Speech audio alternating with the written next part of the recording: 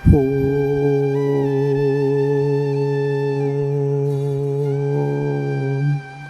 मन्नाथ श्री जगन्नाथ मदगुरु श्री जगतगुरु मदात्मा सर्वभूतात्मा तस्मै श्री गुरवे नमः। गुरु ब्रह्मा गुरु विष्णु गुरुदेव महेश्वर गुरु साक्षात् परम ब्रह्म तस्मै श्री गुरवे नमः। नीलाचल निवासाय नित्याय परमात्मने बलभद्र सुभद्राभ्यां जगन्नाथाय ते नमः। शरणागत दीनार्थ परित्राण परायणे सर्वसाती हरिदेवी नारायणी नमस्तुते। क्रियायोग परंपरार समस्त गुरुमानक मु प्रणाम करुचे। विश्वर प्रत्येक संप्रदायर गुरुमानक मु प्रणाम करुचे। उपस्थित प्रेम स्वरूपगण सबुरी भितरे जगन्नाथ को उपलब्धि करी मु प्रणाम करुचे। आज जुलाई 5 तारिख 2026 मसीहा रविवार।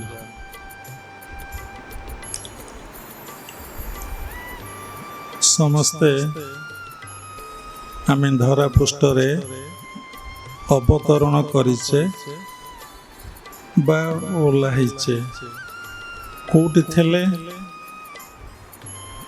निश्चिंत भावे में ऊपर थिले तलू आसीचे। जी एठारे आसीचे समस्ते जने जने अवतार पुरुष, समस्ते जने जने अवतार पुरुष। को अवतार पाखरे केते शक्ति केते सामर्थ्य केते बल केते सिद्धि केते विभूति अच्छी ता संपूर्ण समस्त ठारू समस्तंकर अलगा।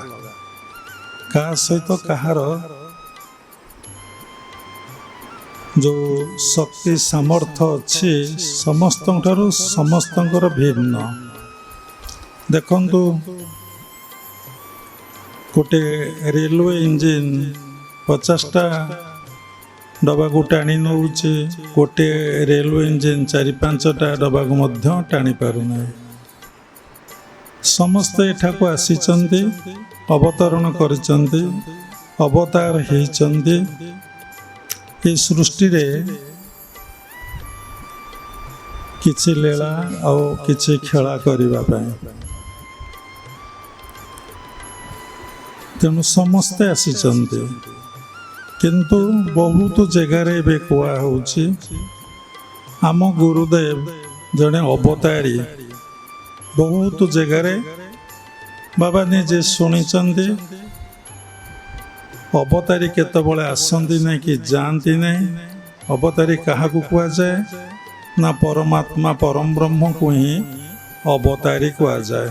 से सबु स्थान रे सबुठारे सबुठी परिपूर्ण होइके से अच्छंती। से आसंती नहीं कि जानती नहीं किंतु तांकर गोटे अंश आसंती। कहीं आसंती ना भगवत गीता रे स्पष्ट भाव लिखाई दुष्ट मान को विनाश करी संत मान को उद्धार करी धर्म स्थापना करिया पाई से जुगे जुगे अवतार हुअन्ति। केते जुग 4टा जुग सत्य त्रेता द्वापर कली भगवान प्रति जुगरे अवतार हेइचंती। किंतु से माने कहउचंती आम गुरुदेव जने अवतारी। माने चिंता करी देखंतु थरे गुरुदेव आमको कथा प्रसंग रे कहउथिले कहले बाबा ये दुनिया रे प्राय समस्ते पागल। एटी सुस्थ शरीर सुस्थ मन सुस्थ मस्तिष्क बा ब्रेन कहार प्राय नाई। कई सुस्थ नुहति एठारे समस्ते असुस्थ। वर्तमान सोसाइटी रे देखंतु आखि बुझिके आपण जाटे हाथ मारी देबे से जने रोगी। ଯାହାଠି ହାତ ମାରିଦେବେ ସମସ୍ତେ ଜଣେ ଜଣେ ରୋଗୀ। କାହିଁକି ରୋଗୀ ହେଉଛନ୍ତି ନା ଜୀବନଟା ଯେଉଁ ନୀତି ନିୟମ ଆଇନ କାନୁନରେ ବନ୍ଧା ହେବା କଥା, ସେଇ ନୀତି ସେଇ ନିୟମ ସେଇ ଆଇନ ସେଇ କାନୁନରେ କେହି ଜୀବନଟାକୁ କେହି ବାନ୍ଧୁ ନାହାନ୍ତି। ସମସ୍ତେ କ'ଣ କରୁଛନ୍ତି, ଏଭଳି ପରିବେଶ ଏଇ 50 ବର୍ଷ ଭିତରେ ହେଇଯାଇଛି। ସମସ୍ତେ ଭାବୁଛନ୍ତି ଏ ପିଲାଟାରେ ମା ଗର୍ଭରୁ ପାଠ ପଢ଼ିକି ଆସିଥାନ୍ତା କି, ସେ ଆସୁ ଆସୁ ବ୍ରହ୍ମା ବିଷ୍ଣୁ ମହେଶ୍ୱର ମଡ଼ାନ୍ତା, ଅ ଆ ହସେଇ ଦୀର୍ଘଇ ଲେଖନ୍ତା, ABCD ଲେଖନ୍ତା, 8-10ଟା ଲାଙ୍ଗୁଏଜ ଶିଖିକି ସେ ସିଆଡ଼ୁ ଆସିଥାନ୍ତା। ସେ ତ ଜନ୍ମ ହୁଅନ୍ତା କୁଆଁ କୁଆଁ କାହିଁ କହୁଛି, ଅ ଆ ହସେଇ ଦୀର୍ଘଇ ଯଦି ABCD କହନ୍ତା, ତାହେଲେ ବାପା ମା ବହୁତ ଖୁସି ହୁଅନ୍ତେ। ସବୁ ପିତାମାତାଙ୍କର ଏବେ ଗୋଟିଏ ଲକ୍ଷ୍ୟ, ଆମ ପୁଅ ପାଠ ପଢ଼ୁ, ଚାକିରି କରୁ, ବହୁତ ରୋଜଗାର କରୁ, ଯଶ ସମ୍ମାନର ପ୍ରତିଷ୍ଠାର ଅଧିକାରୀ ହେଉ, ଦିନ କାଟୁ। କିନ୍ତୁ ସମସ୍ତେ ଦିନେ ମରିଯିବେ ଏବଂ ଜନ୍ମଠାରୁ ମୃତ୍ୟୁ ଦିନ ଯେ ପାଖେଇ ଆସୁଛି, ନିର୍ଦ୍ଦିଷ୍ଟ ଗୋଟେ ମାସ, ଗୋଟେ ବର୍ଷ, ଗୋଟେ ଦିନ, ଗୋଟେ ସମୟ ସମସ୍ତଙ୍କ ପାଇଁ ଫିକ୍ସ ହେଇଯାଇଛି। ସମସ୍ତ ବାବାଙ୍କ ପାଇଁ ବି ଫିକ୍ସ ହେଇଯାଇଛି। କିନ୍ତୁ ସେ ବିଷୟରେ ଆମର ସଚେତନତା ବା ଚେତନା ନାହିଁ। ପୁଣି ମୃତ୍ୟୁକୁ ବି ଅତିକ୍ରମ କରିହେବ। ଭାଗବତରେ ଲେଖା ଅଛି, ବୁଦ୍ଧି ବିବେକ ଜ୍ଞାନ ବଳେ ମରଣ ଜିଣିପାରେ ହେଳେ। ତେଣୁ ବୁଦ୍ଧି କିଏ ଖଟେଇବ, ବିବେକ କିଏ ଖଟେଇବ, ଜ୍ଞାନ କିଏ ଖଟେଇଲେ ସିନା ମରଣକୁ ଅତିକ୍ରମ କରିପାରିବ। ମରଣ କ'ଣ, ଜନ୍ମ କ'ଣ, ମନରେ ପ୍ରଶ୍ନ ଉଠେ। ଯେତେବେଳେ ଶ୍ୱାସଟିଏ ପିଲା ଜନ୍ମ ହେଲା ବେଳକୁ ଦେଖିଲା ତା ଭିତରେ ଶ୍ୱାସ ପ୍ରଶ୍ୱାସ କ୍ରିୟା ଚାଲିଛି, ସେ କୁଆଁ କୁଆଁ କାନ୍ଦୁଛି ଏବଂ ଅନଉଛି, ଭାବିଲେ ପିଲାଟି କ'ଣ ହେଇଛି ନା ଜନ୍ମ ହେଇଛି। ଯେତେବେଳେ ତା ଭିତରୁ ଶ୍ୱାସ ପ୍ରଶ୍ୱାସ କ୍ରିୟାଟା ବନ୍ଦ ହେଇଯିବ, ଅର୍ଥାତ୍ ଆଉ ପ୍ରବେଶ କରିବ ନାହିଁ, ଯେଉଁ ବୟସରେ ଆମେ ଭାବିଲେ ତାର ମୃତ୍ୟୁ ହେଇଗଲା। ଠିକ୍ କଥା। ଯଦି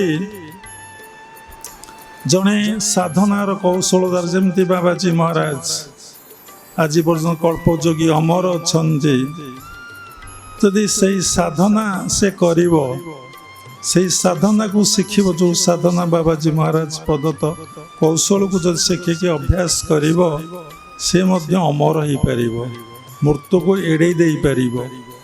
ତେଣୁ ଯେତେବେଳେ ଶ୍ୱାସଟିଏ ନେଉଛନ୍ତି ଜନ୍ମ, ଯେତେବେଳେ ଶ୍ୱାସଟିଏ ଆସୁଛି ବା ସେତେବେଳେ ଆପଣଙ୍କର କ'ଣ ହେଉଛି ନା ମୃତ୍ୟୁ ହେଉଛି। ଯିଏ ଶ୍ୱାସଟାକୁ ନେଇକି ରଖିଲା ଆଉ ଛାଡ଼ିଲା ନାହିଁ, ତାର କାହିଁକି ମୃତ୍ୟୁ ହେବ? ଛାଡ଼ିଦେଲା ପରେ ପୁଣି ଶ୍ୱାସଟା ଇମିଡ଼ିଏଟ୍ ପ୍ରବେଶ କରି ଯାଉଛି, ତାହା ହିଁ ଆମର ଜନ୍ମ। ତେଣୁ କଥାଟି କ'ଣ ହେଲା ନା ସମସ୍ତେ ଏଠି ଅବତାର ପୁରୁଷ।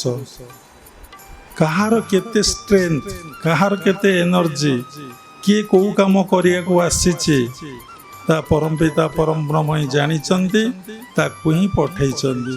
କିଏ ଗୋଟିଏ ଲୋକର ଦାୟିତ୍ୱ ନେଇପାରୁନାହିଁ, କିଏ ଗୋଟେ ଲୋକ 5-7 ଜଣଙ୍କର ଦାୟିତ୍ୱ ନେଉଛି, କିଏ ଗୋଟିଏ ଲୋକ 1000 ଲୋକଙ୍କର ଦାୟିତ୍ୱ ନେଉଛି, କିଏ ଗୋଟିଏ ଲୋକ କୋଟି କୋଟି ଲୋକର ଦାୟିତ୍ୱକୁ ନେଇକି ତାର ସେତିକି ସାମର୍ଥ୍ୟ ଅଛି ଧରିକି ସେ ଯାଇପାରୁଛି।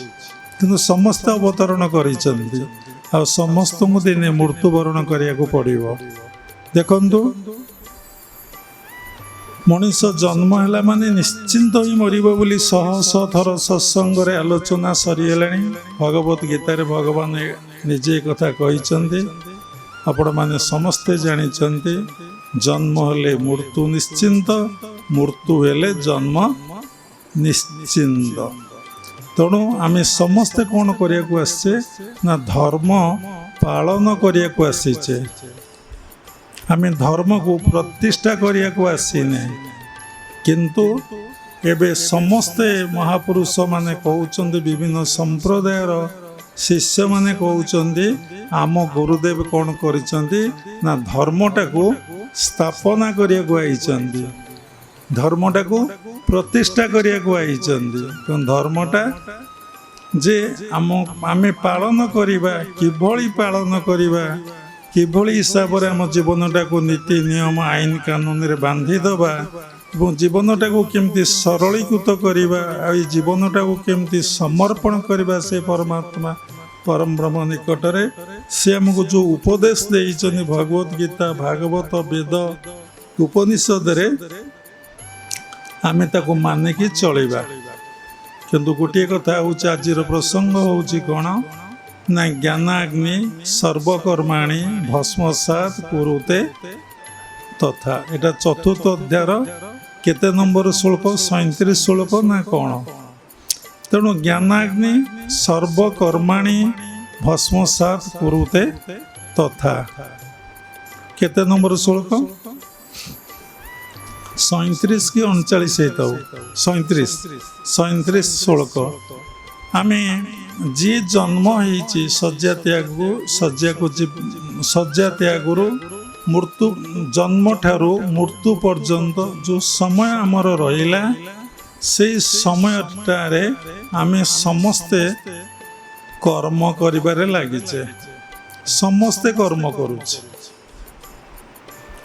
बिना कर्म रे एठारे केही रही पारंती नाही जे बसिची से मध्य गोटे कर्म कथा कहूची गोटे कर्म खाऊची गोटे कर्म पाठ पढ़ुची गोटे कर्म सोउची गोटे कर्म उठुची गोटे कर्म चालुची गोटे कर्म से जहा करूची ताहा गोटे कर्म एवं कर्म से एकुटिया करूची केतक मिसिकी मध्य कर्म करूचंती कहाँ निर्देश रे गोटे लोकंर निर्देश रे हजार हजार लोक काम करूचंती गोटे लोक निर्देशना रे 10-15 जन करूचंती गोटे लोक निजक निजे तार काम करिबार लागिची जे जेतिकी एनर्जी नहीं कि आसीची सामर्थ्य नहीं कि आसीची जेतिकी बल विद्या बुद्धि नहीं कि आसीची ता खटै की काम करूची किंतु काम करला बेले बा कर्म करला बेले बा क्रिया करला बेले से सचेतन अच्छी जे मु जहा कर्म करूची से कर्म शास्त्र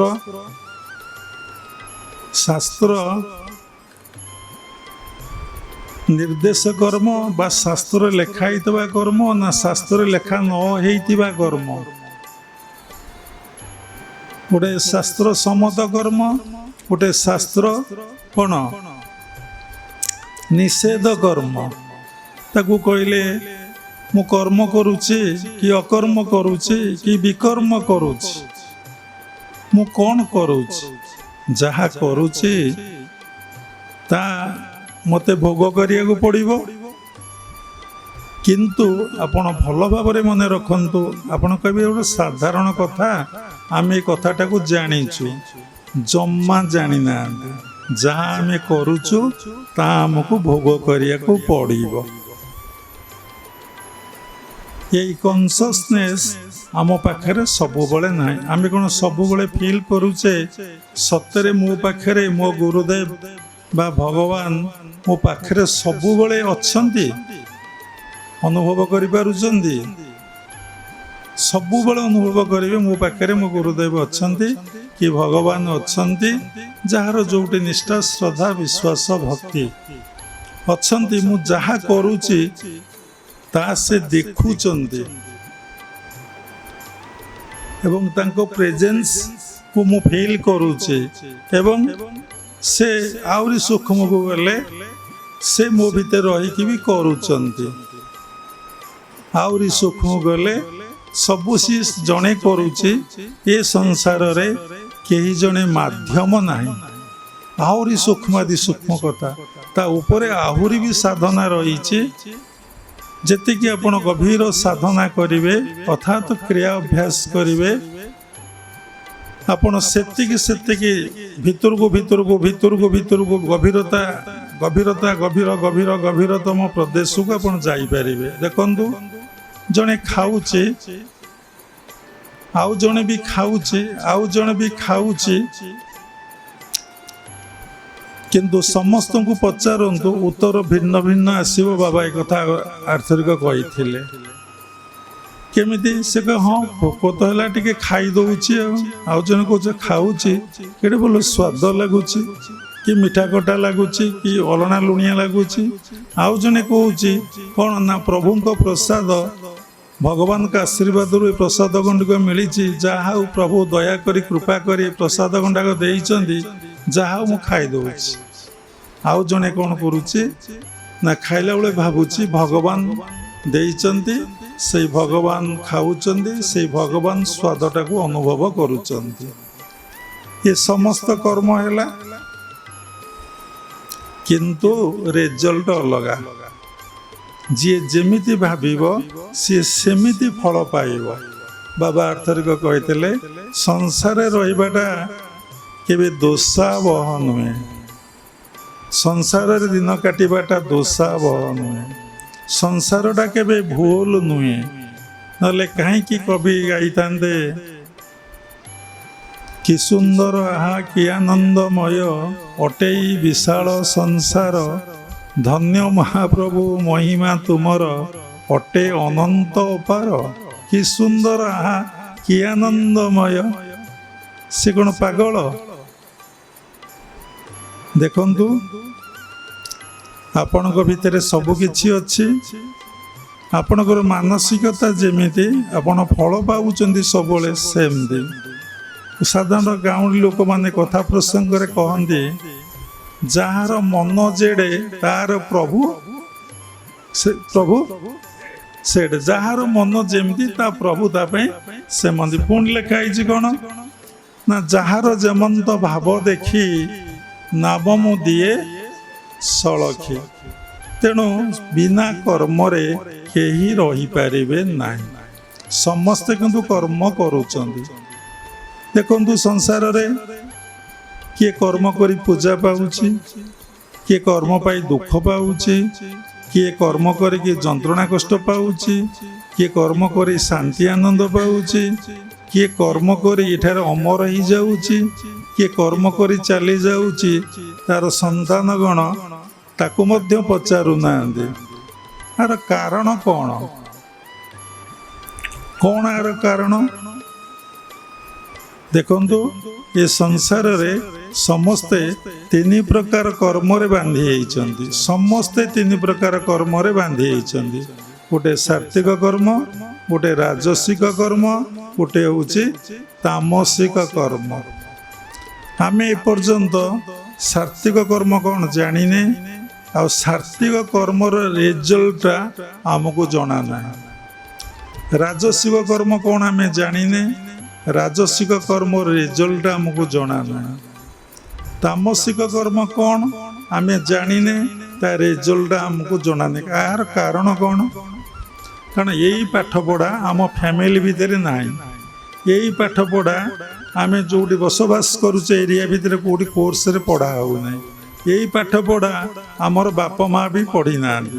ଆମକୁ ସେଇଭଳି ଗୋଟେ ବହି ମିଳିନାହିଁ ଯେ ଆମକୁ ଏଇ ବିଷୟରେ ଆମେ ଜ୍ଞାନ ଲାଭ କରି ଜୀବନଟାକୁ ନିର୍ବାହ କରିବା। ଆମ ମୁଣ୍ଡରେ ବାପା ମା' ଏମିତି ଗୋଟେ ପ୍ରୋଗ୍ରାମ ଦେଇଛନ୍ତି ଯେ କ'ଣ ନା ତୁ ସ୍କୁଲକୁ ଯା, ପାଠ ପଢ଼, ଆଉ କେତେ ନମ୍ବର ତୁ ରଖିପାରିଲୁ, କେତେ ତୁ ପାଠ ପଢ଼ିପାରିଲୁ, କଥା ରହିଯାଇଥିଲା। କେଉଁ ବାପା ମା' ଚାହିଁଛନ୍ତି ମୋ ପୁଅ ଗୋଟେ ଭଲ ମଣିଷ ହଉ, ଭଲ ମଣିଷଟେ ମୋ ପୁଅ ହଉ? କିଏ ଚାହିଁଛନ୍ତି? କେହି ଚାହିଁନାହାନ୍ତି।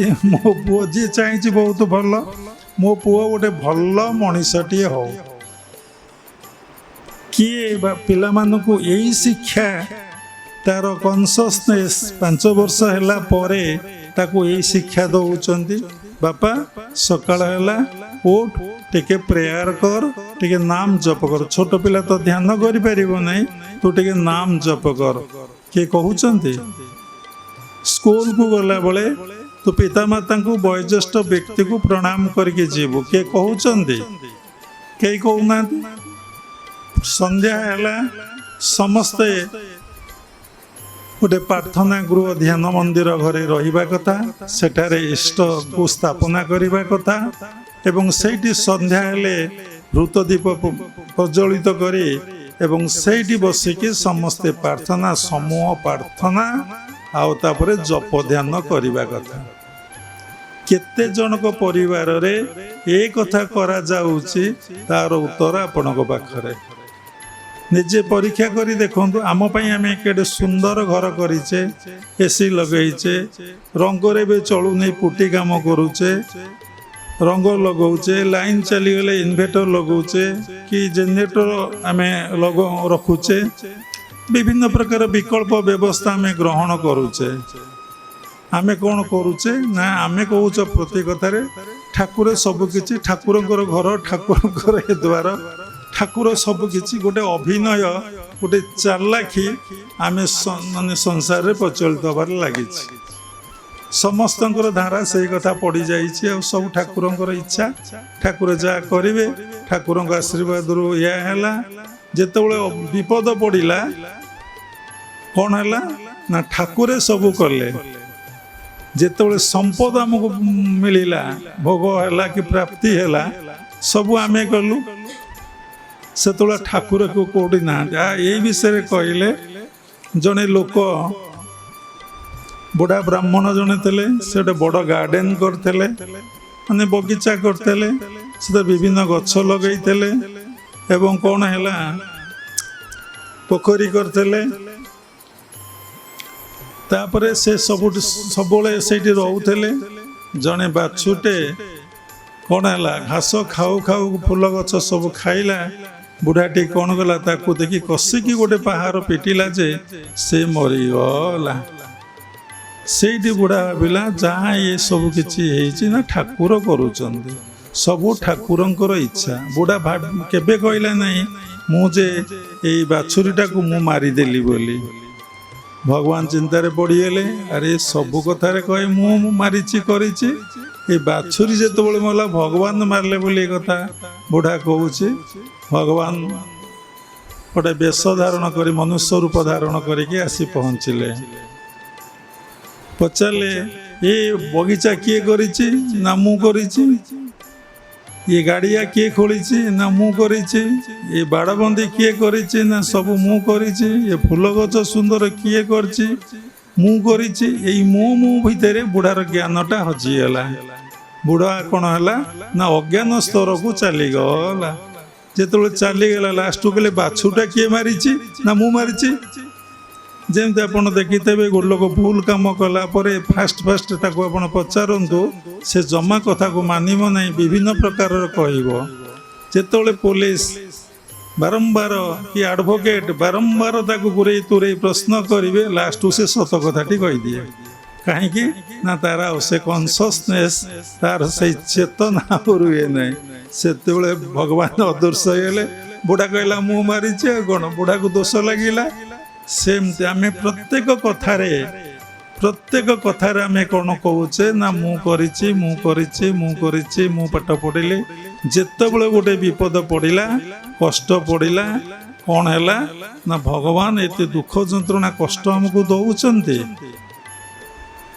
ସେଇ କନସିୟସନେସ୍ ଆମର ନାହିଁ। ଏସବୁ ଯେ ମୋ କର୍ମର ଫଳ, ମୁଁ ଆକୁ ଭୋଗ କରୁଛି, ମୁଁ ଆକୁ ସୃଷ୍ଟି କରିଥିଲି, ତାର ସ୍ରଷ୍ଟା ଯେ ମୁଁ, ଏ ବିଷୟରେ ଆମମାନଙ୍କର ଧାରଣା ନାହିଁ। ଯଦି ଆମେ କ୍ରିୟା ଯୋଗ ଅଭ୍ୟାସ କରିବା କି ଯେକୌଣସି ସ୍ପିରିଚୁଆଲ ସଂସ୍ଥାରେ ଆମେ ଦୀକ୍ଷା ନେବା, ନିଷ୍ଠାର ସହିତ ଚେତନାର ସହିତ ଯଦି ଆମେ କ୍ରିୟାଟାକୁ ପ୍ରାକ୍ଟିସ୍ କରିବା କି ଜପ ଧ୍ୟାନ କରିବା, ଆମ ଭିତରେ କନସିୟସନେସ୍ ରହିବ, ସବୁବେଳେ ଚେତନା ରହିବ। ସବୁ କାମ ଈଶ୍ୱର କରୁଛନ୍ତି, କରାଉଛନ୍ତି, ମୁଁ କିଛି କରୁନାହିଁ। ପଜିଟିଭରେ ଆପଣ ଦେଖିପାରିବେ, ନେଗେଟିଭରେ ବି ଆପଣ ଦେଖିପାରିବେ। ଭଗବାନ ସବୁ କରୁଛନ୍ତି। ପ୍ରତ୍ୟେକ କଥାରେ ଯଦି ବୁଢ଼ା ମୂଳରୁ କହିଥାନ୍ତା କ'ଣ ହେଇଥାନ୍ତା ନା ସବୁ ଈଶ୍ୱର କରୁଛନ୍ତି। ବଗିଚା ବି ଈଶ୍ୱରଙ୍କର, ଜମି ବି ଈଶ୍ୱରଙ୍କର, ଫୁଲ ଗଛ ବି ଈଶ୍ୱରଙ୍କର, ପୋଖରୀ ବି ଈଶ୍ୱରଙ୍କର, ମାଛ ଛାଡ଼ିଛି ବି ଈଶ୍ୱରଙ୍କର, ବାଛୁରୀ ବି ମାରିଛନ୍ତି ସେ ଈଶ୍ୱର। ଏଠୁ କ'ଣ ଶିଖିଲେ? ଯିଏ ସବୁବେଳେ ଏଇ ବୋଧରେ ରହି କଥା କହିବ ରିଅଲି ହୃଦୟର ସହିତ, ତାକୁ କୌଣସି ପାପ ଲାଗିବ ନାହିଁ। ତାର ପ୍ରମାଣ କୋଉଠି ଅଛି ନା ଭଗବତ ଗୀତାର ଅଛି 18 ଅଧ୍ୟାୟରେ 17 ନମ୍ବର ଶ୍ଲୋକ ନା କ'ଣ, ଯସ୍ୟଂ ନାହଂ କୃତ୍ୟା ଭାବ ବୁଦ୍ଧିର୍ଯଶ ନ ଲିପତେ ହତାଂଶ ଇମାଂଲୋକା ନ ହନ୍ତି ନ ନିବର୍ଦ୍ଧନ୍ତେ ଯସ୍ୟଂ ନାହଂ କୃତ୍ୟା ଭାବ। ଯାହାର ଅହଙ୍କାର ନାହିଁ କର୍ମରେ, ଯାହାର ବୁଦ୍ଧି ନାହିଁ, ଯଦି ସାରା ଜୀବଜଗତକୁ ମାରିଦିଏ, ଧ୍ୱଂସ କରିଦିଏ, ତାକୁ କୌଣସି ପାପ କେତେବେଳେ ଲାଗିବ ନାହିଁ। ଦେଖନ୍ତୁ ଭଗବତ ଗୀତାରେ ଯେତେବେଳେ ଅର୍ଜୁନ ତାଙ୍କର ଜ୍ଞାନୀ କୁଟୁମ୍ବ ଆତ୍ମସ୍ୱଜନକୁ ଦେଖି ଯୁଦ୍ଧ ନ କରିବା ପାଇଁ କହିଛି, ପ୍ରଭୁ ଏମାନଙ୍କୁ ମାରି ରାଜ୍ୟ ଭୋଗ କଲେ ମୁଁ କ'ଣ ଲାଭ ପାଇବି, ମୁଁ କ'ଣ ଶାନ୍ତି ପାଇବି? ଭଗବାନ ସେଇଠି କହିଛନ୍ତି କ'ଣ ନା, ତୁ ସବୁ ଏ କରୁଛୁ ବୋଲି ଭାବ ନା, ସବୁ ମୁଁ କରୁଛୁ ବୋଲି ଭାବ। ତୁ ନିମିତ୍ତ ମାତ୍ର, ତୁ ନିମିତ୍ତ ମାତ୍ର, ତୁ କେବେ କିଛି କରିପାରିବୁନି। ତୋ ଭିତରେ ମୁଁ, କେହି ମରନ୍ତି ନାହିଁ, କେହି କାହାକୁ ମାରନ୍ତି ବି ନାହିଁ। ଜଣେ ହିଁ ସବୁ କରୁଛି, କରାଉଛି, ସବୁ ତାର ଲୀଳା ଖେଳା। ଏତେ ମୁଁ ଯେଉଁ ନିର୍ଦ୍ଦେଶ ଦେଉଛି, ଯେଉଁ ଉପଦେଶ ଦେଉଛି, ତୁ ତାକୁ ପାଳନ କର। ତୁ କରୁଛୁ ବୋଲି ଭାବନା। ଏଇ ଶ୍ଲୋକର ଅର୍ଥ ଯସ୍ୟଂ ନାହଂ କୃତ୍ୟା ଭାବ, ଯାହା ଭିତରେ ଅହଙ୍କାର ଆଉ ଜମା ନାହିଁ, ସବୁ ତୁମେ କରୁଛ, କରାଉଛ। ଏଠି କଥା କହିବାର ଉଦ୍ଦେଶ୍ୟ କ'ଣ ନା, ଆମେ ପ୍ରତ୍ୟେକଟି ସମୟରେ କ୍ରିୟମାଣ ସୃଷ୍ଟି କରୁଛେ। ଯାହା କରୁଛେ ତାହା ହେଉଛି କ୍ରିୟମାଣ। ତିନିଟା କର୍ମ ରହିଗଲା, ସାତ୍ତ୍ୱିକ, ରାଜସିକ, ତାମସିକ। ସାତ୍ତ୍ୱିକ କର୍ମ ହେଉଛି କ'ଣ ନା, ଆମେ ଈଶ୍ୱରଙ୍କ ଚିନ୍ତା କରିବା, ଈଶ୍ୱରଙ୍କର ପୂଜା କରିବା, ଈଶ୍ୱରଙ୍କ ସେବା କରିବା, ଈଶ୍ୱରଙ୍କୁ ଧ୍ୟାନ କରିବା, ଈଶ୍ୱରଙ୍କ ସମ୍ବନ୍ଧରେ ଭଗବାନଙ୍କ ପ୍ରସଙ୍ଗରେ ତାଙ୍କ ଲୀଳାକୁ କହିବା, ତାଙ୍କ ଗୁଣ କରିବା, ତାଙ୍କ ମହିମାକୁ କୀର୍ତ୍ତନ କରିବା, ତାଙ୍କୁ କେମିତି ଲାଭ କରିବା, ତାଙ୍କ ସହିତ କେମିତି ଆମେ ମିଳନ ଏକକାର ହେଇଯିବା। ଆଉ କ'ଣ କରିବା ନା, ସମସ୍ତଙ୍କର ଉପକାର କରିବା, ନିଃସ୍ୱାର୍ଥରେ, ନିଷ୍କାମରେ। କୌଣସି ଭାବନା, କାମନା, ବାସନା ଆମ ଭିତରେ କିଛି ନଥିବ। ତେଣୁ ପୁରା ସରଳ ଜୀବନଯାପନ, ସାତ୍ତ୍ୱିକ ଖାଦ୍ୟ। ସାତ୍ତ୍ୱିକ ଖାଦ୍ୟ କାହାକୁ କୁହନ୍ତି? ସପ୍ତଦଶ ଅଧ୍ୟାୟ ଭଗବତ ଗୀତାରେ ଆପଣ ପାଠ କଲେ ସାତ୍ତ୍ୱିକ ଖାଦ୍ୟ ବିଷୟରେ ଜାଣିପାରିବେ। ଯାହାକୁ ଖାଇଲେ ଖୁବ୍ କମ୍ ସମୟ ଭିତରେ ହଜମ ହେଇଯାଏ। ଆପଣ ଖାଇଛନ୍ତି ବୋଲି ଆପଣ ଜାଣିପାରିବେ ନାହିଁ, ଖୁବ୍ କମ୍ ସମୟ ଭିତରେ ହଜମ ହେଇଯାଏ। ଖାଇବାର ଅଧଘଣ୍ଟାଏ ଘଣ୍ଟାଏ ଭିତରେ ଆପଣଙ୍କର ଖାଦ୍ୟଟା ଡାଇଜେସନ୍ ହେଇଯିବ। କ'ଣ? ତାକୁ ଭଲ କି ବୁଝିଲେ ଦେଖିବେ, ସିଝା ଏବଂ ଅଲଣା। ଯାହାକୁ ଖାଇଲେ କମ୍ ସମୟ ଭିତରେ ହଜମ ହେଇଯାଏ, ଯାହାକୁ ଖାଇଲେ ଟିକେ ସମୟ ଲାଗେ, ଶରୀରରେ ଆଳସ୍ୟ ଆସେ, ପାକସ୍ଥଳକୁ ଟିକେ କଷ୍ଟ କରିବାକୁ ପଡ଼େ, ତାହା ହେଉଛି ବିଭିନ୍ନ ମସଲାଯୁକ୍ତ ଖାଦ୍ୟ, ତେଲଯୁକ୍ତ ଖାଦ୍ୟ, ସୁସ୍ୱାଦ୍ୟ ଖାଦ୍ୟ, ବିଭିନ୍ନ ପ୍ରକାର ଆଇଟମ୍ କରି ଖାଇବା, ଏସବୁ ହେଉଛି ରାଜସିକ ଖାଦ୍ୟ। ତାପରେ କ'ଣ ହେବ ନା, ତାମସିକ ଖାଦ୍ୟ। ଯେତେ ନନଭେଜ୍ ଅଛି, ନା ଧରିବାଟା ଠିକ୍ ନୁହଁ, ସେ ସମସ୍ତ ଖାଦ୍ୟକୁ ବିଭିନ୍ନ ପ୍ରକାର ମସଲା ଦେଇ ତାକୁ ଖାଇବା, ମଦ ଖାଇବା, ନନଭେଜ୍ ଖାଇବା, ଯେତେ ପଶୁ ପକ୍ଷୀ ଅଛନ୍ତି ସମସ୍ତଙ୍କୁ ଖାଇବାଟା ହେଉଛି ତାମସିକ ଖାଦ୍ୟ। ଭଗବତ ଗୀତାରେ ଲେଖା ଅଛି, ସବୁ ଶାସ୍ତ୍ରରେ ଲେଖା ଅଛି, ବିଜ୍ଞାନ ବି କହୁଛି, ଯେପରି ଅନ୍ନ ସେପରି ମନ, ଯେପରି ଅନ୍ନ ସେପରି ମନ।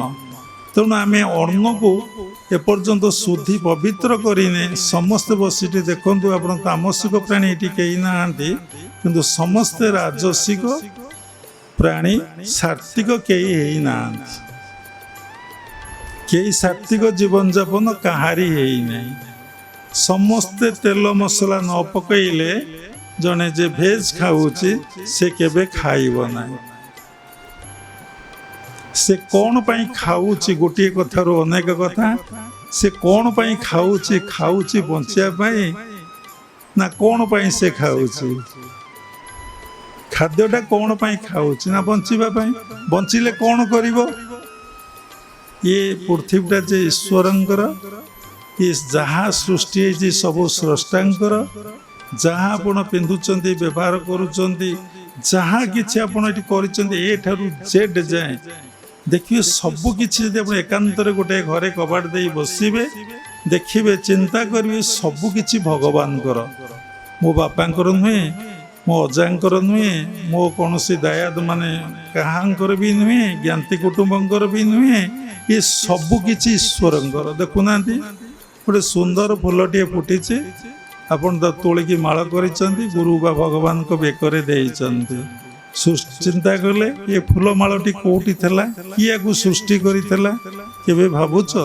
ତୁମେ ଯେତେ ଚାହିଁଲେ ଗୋଟେ ନୂଆ ଫୁଲଟେ ସୃଷ୍ଟି କରିଦେଇ ପାରିବ, ନୂଆ ଫିଜୁଲଟେ ସୃଷ୍ଟି କରିଦେଇ ପାରିବ, ନୂଆ ଆମ୍ବଟେ ସୃଷ୍ଟି କରିଦେଇ ପାରିବ, ଗୋଟେ ଦୁବ ଘାସଟେ ସୃଷ୍ଟି କରିଦେଇ ପାରିବ, କି ମାଟିଟେ ଏଠି ସୃଷ୍ଟି କରିଦେଇ ପାରିବ, ପାହାଡ଼ଟେ ତୁମେ ଏଠି ସୃଷ୍ଟି କରିଦେଇ ପାରିବ? ସମସ୍ତେ କହୁଛନ୍ତି ଆମେ ବଡ଼ ବଡ଼ ଯେଉଁମାନେ ସବୁ ଲୋକ ଅଛନ୍ତି, ଯେଉଁମାନେ ଭିତରେ ସାତ୍ତ୍ୱିକ ଭାବ ଆସିନାହିଁ, କେତେ ଗୁଡ଼ିଏ ସିଦ୍ଧି ଏବଂ ବିଭୂତିର ଅଧିକାରୀ ହେଇଛନ୍ତି, ସେମାନେ ପ୍ରଚାର ପ୍ରତିଷ୍ଠାରେ ସବୁବେଳେ ଲାଗି ପଡ଼ନ୍ତି। ସେମାନଙ୍କୁ କହିଲେ ଗୋଟେ ପଥର ଖଣ୍ଡେ ସୃଷ୍ଟି କରିଦେଲେ, ଆକାଶରେ ମେଘ କରିକି ତାକୁ ବର୍ଷା କରାଇଦେଲେ, ଗୋଟେ ଏଭଳି ସମୁଦ୍ର ତ ନୁହେଁ, ଗୋଟେ ନଦୀଟେ ସୃଷ୍ଟି କଲେ ନୂଆଟେ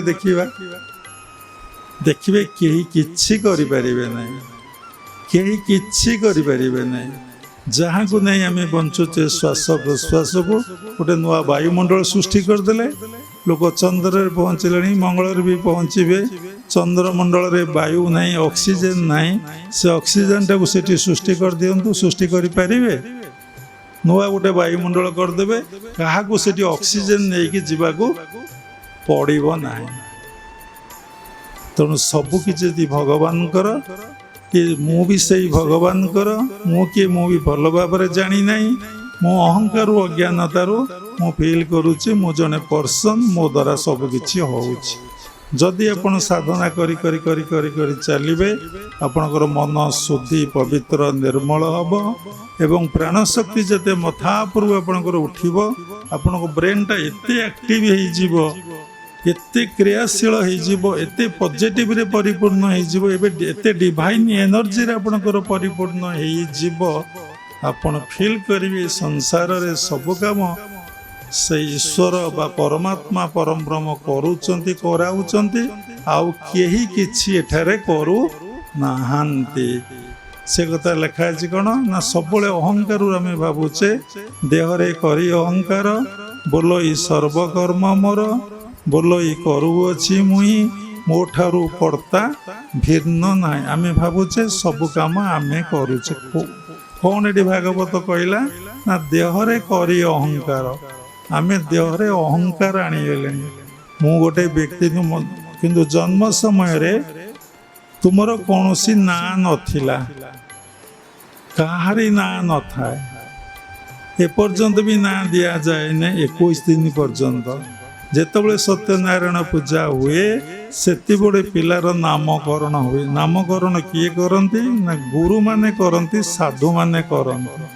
ଏବେ କିନ୍ତୁ ଗୁରୁ ସାଧୁଙ୍କର ନାମକୁ କେହି ଆଉ ଚଏସ୍ କରୁନାହାନ୍ତି, ତାଙ୍କର ଚଏସ୍ରେ ସେ ଗୋଟେ ନାମ ଦେଉଛନ୍ତି।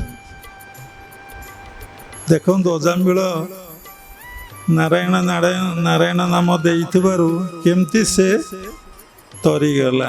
ଆମେ ଜଣକ ଘରକୁ ଯାଇଥିଲୁ, ତା ଘରକୁ ଯାଉନି, ବାହାରେ ଛିଡ଼ା ହେଇଥିଲୁ। ପ୍ରାୟ ଆମେ ଗୃହସ୍ଥାଶ୍ରମ ଛାଡ଼ିଲା ପରେ କୌଣସି ଗୃହସ୍ଥାଶ୍ରମ ଘରକୁ ପ୍ରାୟ ଯାଇନୁ। ସେ ବାହାରେ ବସୁ, ଦାଣ୍ଡରେ ବସୁ, ବାରଣ୍ଡାରେ ବସୁ। ସେଇଠି ତାଙ୍କର ଗୋଟେ ପୁଅଟେ ଥିଲା। କହିଲେ ଆ ନାଁ କ'ଣ ଦେଇଛନ୍ତି ନା କୃଷ୍ଣ। ବୋଲେ କାହିଁକି ତା ନାଁଟା କୃଷ୍ଣ ଦେଲେ ନା, ମୁଁ ତ ଭଜନ କରିପାରୁନାହିଁ, ଜପ କରିପାରୁନାହିଁ, କିନ୍ତୁ ତା ନାଁଟା ଯଦି ଜୀବନ କାଳ ଭିତରେ ଲକ୍ଷ ଲକ୍ଷ ଥର କୃଷ୍ଣ କୃଷ୍ଣ ଡାକି ଦେଇଥିବି, ସେଇ ପୂର୍ଣ୍ଣ ଫଳଟା ମୋତେ ପ୍ରାପ୍ତି ହେବ। ଦେଖନ୍ତୁ କେତେ ବଡ଼ ମହତ ଚିନ୍ତା, ମହତ ଭାବନା ରହିଛି। ଆମେ କ'ଣ ପିଲାର ନାଁ ସେୟା ଦେଇଛେ, ସେୟା ଡାକୁଛେ? କେବେ ଡାକୁଛେ? ଆମେ ପୁଣି ଯେଉଁ ଶବ୍ଦ ତରଙ୍ଗ ବିଜ୍ଞାନ କହୁଛି, ଉଚ୍ଚାରଣ କରୁଛେ, ତାର ପ୍ରଭାବ ଆମର ବଡି ଉପରେ, ମାଇଣ୍ଡ ଉପରେ, ମନ ଉପରେ ପଡ଼ୁଛି। କେମିତି? ଗୋଟେ ଖରାପ ଭାଷାଟିଏ କହିଦେଲେ ଯଦି ତାର ଆକ୍ସନ୍ ଆପଣଙ୍କ ଉପରେ, ତାର ପ୍ରଭାବ ଆପଣଙ୍କ ଉପରେ ପଡ଼ିକି ଆପଣଙ୍କ ଭିତରେ କ୍ରିୟା ପ୍ରତିକ୍ରିୟା ସୃଷ୍ଟି ହେଉଛି, ସେଇଭଳି ଯଦି ଗୋଟେ ଭଲ କଥାଟେ ଯିଏ କହୁଛି, ତାର ପ୍ରଭାବ ଆମ ଉପରେ କାହିଁକି ନ ପଡ଼ୁଥିବ? ଆମକୁ କାହିଁକି ଆନନ୍ଦ ନ ଲାଗୁଥିବ? ଦେଖୁନାହାନ୍ତି, ଯେଉଁ ଲୋକ ପ୍ରସନ୍ନ ଥାଏ, ଯେଉଁ ଲୋକ ହସିକି କଥା କହେ, ଯେଉଁ ଲୋକ ସମସ୍ତଙ୍କୁ ଆନନ୍ଦ ଦିଏ, ସେ ଲୋକ କେତେ ଲୋକ ଭଲ ପାଆନ୍ତି, କେତେ ତାକୁ ଶ୍ରଦ୍ଧା କରନ୍ତି। ଏବଂ ସେଇଭଳିଆ ଭାବୁକ ଲୋକ ଯିଏ ହେଇଥିବେ, ତାକୁ ସବୁ କିଛି ଦେଇଦେବାକୁ ଇଚ୍ଛା କରିବେ। କ'ଣ ତୁ ବା ନେଉଛୁ ନେଇଯା। ସେଥିଲାଗି ଭାଗବତରେ କୁହାଯାଇଛି କ'ଣ ନା ଅମୃତ ବିନୟ ବଚନ କହି ତୋଷିବ ପ୍ରାଣୀ ମନ। ଅମୃତ ମାନେ କେମିତିଆ କଥା ସେ ହେଇଥିବ, ପୁଣି ବିନୟ, ଅମୃତ ବିନୟ ମାନେ କି ଆମ କଥା ଭିତରେ ବିନୟ ଭାବ ଜମା ନାହିଁ, নম্রতা ଜମା ନାହିଁ, ହାର୍ଟ ଭାଷା ରହିଛି, କଠୋର ଭାଷା ରହିଛି, ଯାହା ଫଳରେ ଆମେ ଦୁଃଖ ଭୋଗୁଛେ, ଆମ ସଂସ୍ପର୍ଶରେ ଯିଏ ଆସୁଛନ୍ତି ତାଙ୍କୁ ମଧ୍ୟ ଦୁଃଖ ଲାଗୁଛି। କାହାକୁ ଦୁଃଖ ଲାଗେ ନା କଥାଟାକୁ ଯିଏ ଗ୍ରହଣ କରେ ତାକୁ ଦୁଃଖ ଲାଗେ, ଯିଏ କଥାଟିକୁ ଗ୍ରହଣ ନ କରେ ତାକୁ କାହିଁ ଦୁଃଖ ଲାଗିବ। ପୁଣି କଥାଟାକୁ ତ ଗ୍ରହଣ କରିକି କ'ଣ କରାଯାଏ, ତାକୁ ଡିଲିଟ୍ କରାଯାଏ ନାହିଁ, ତାକୁ ସେଭ୍ କରିଦିଆଯାଏ ମେମୋରିରେ। ସମୟ ପଡ଼ିଲେ ମୁଁ ତତେ ଦି ପଦ କଥା କହିବି, ତୁ ମୋତେ କହିଥିଲୁ, ମୁଁ କ'ଣ ତତେ ଛାଡ଼ିବି କି। ସାଧାରଣତଃ ଗାଉଁଲି ଭାଷାର କଥା, ଏଇ କଥାର ବହୁତ ମିନିଂ ଅଛି। ଆପଣ ଭାବୁଛନ୍ତି କଥାଟାକ ସାଧାରଣ କଥା, ଏସବୁ ମନ ଜଗତର କଥା। ସେଇ ଅବସ୍ଥା ଭିତରେ ଦେଇ ଆପଣ ଗତି କରୁଛନ୍ତି, ସେଇ ଅବସ୍ଥାକୁ ଆପଣ ଅତିକ୍ରମ କରିପାରୁନାହାନ୍ତି। ତା ମୂଳରେ କାରଣ ହେଉଛି ଆପଣ ସାଧନାରେ ବସୁନାହାନ୍ତି। ଯଦି ସକାଳେ ଘଣ୍ଟାଟିଏ, ସନ୍ଧ୍ୟାରେ ଘଣ୍ଟାଟିଏ ଏବଂ ରାତି 4ଟା ପରେ ଅଧଘଣ୍ଟେ ଆପଣ ବସିବେ, କି 45 ମିନିଟ୍ ବସିବେ, ଆପଣଙ୍କ ଭିତରେ ଷ୍ଟେବୁଲ ମାଇଣ୍ଡ, ବାଲାନ୍ସ ମାଇଣ୍ଡ ଆପଣଙ୍କ ଭିତରେ ଆସିବ। ସେଇ ସାତ୍ଵିକ କର୍ମ, ରାଜସିକ କର୍ମ, ତାମସିକ କର୍ମ ଭଗବତ ଗୀତାରେ ସୁନ୍ଦର ଭାବ ଲାଗେ। ଯିଏ ସାତ୍ଵିକ କର୍ମ କରେ ତାର ଚେତନାଟା ଊର୍ଦ୍ଧ୍ୱଗାମୀ ହୁଏ। ଊର୍ଦ୍ଧ୍ୱଂ ଗଚ୍ଛତି ସତ୍ତ୍ୱସା, ତାର ଚେତନାଟା ଊର୍ଦ୍ଧ୍ୱଗାମୀ। କ'ଣ ଆପଣଙ୍କର ଦିଟା ମନ ସମସ୍ତଙ୍କ ଭିତରେ କାମ କରୁଛି। ସ୍ଥୂଳରେ କହିଲେ ଗୋଟେ ହାୟର ମାଇଣ୍ଡ, ଗୋଟେ ହେଉଛି ଲୋଅର ମାଇଣ୍ଡ। ସମସ୍ତଙ୍କ ଭିତରେ ସବୁବେଳେ ଗୋଟେ ହାୟର ମାଇଣ୍ଡ, ଗୋଟେ ଲୋଅର ମାଇଣ୍ଡ। ଆପଣ ମୂଳାଧାର, ସ୍ୱାଧିଷ୍ଠାନ, ମଣିପୁର, ଅନାହତ ପର୍ଯ୍ୟନ୍ତ ଆପଣଙ୍କର ଲୋଅର ମାଇଣ୍ଡ ଆସିଲା। ଯେତେବେଳେ ବିଶୁଦ୍ଧକୁ ଆପଣ ଗଲେ, ଆଜ୍ଞାକୁ ଗଲେ, ସହସ୍ରାକୁ ଗଲେ, ଆପଣଙ୍କର ହାୟର ମାଇଣ୍ଡ ଆସିଲା। ସାତ୍ଵିକ ଲୋକମାନେ ଜମା କଥା ହେବାକୁ ଭଲ ପାଇବେନି, ସେମାନେ ଚୁପଚାପ ରହିବେ, ଯେତିକି ଆବଶ୍ୟକ ସେତିକି କଥା କହିବେ ଏବଂ ସେ କଥାର ମୂଲ୍ୟ ଅନେକ ଥାଏ। ଯେଉଁମାନେ ରାଜସିକ ଭାବାପନ୍ନ ବ୍ୟକ୍ତି, ସେମାନେ ସର୍ବଦା ବକ୍ ହେବାକୁ ସବୁବେଳେ ଭଲ ପାଇବେ। ସେ ବିନା କଥାରେ କେତେବେଳେ ରହିପାରିବେନି। ତାଙ୍କୁ ଯଦି ଆପଣ କଥା ବନ୍ଦ କରିକି ରଖିଦେବେ, ସେମାନେ ପାଗଳ ହେଇଯିବେ, ତାଙ୍କର ଇନବାଲାନ୍ସ ମାଇଣ୍ଡ ହେଇଯିବ।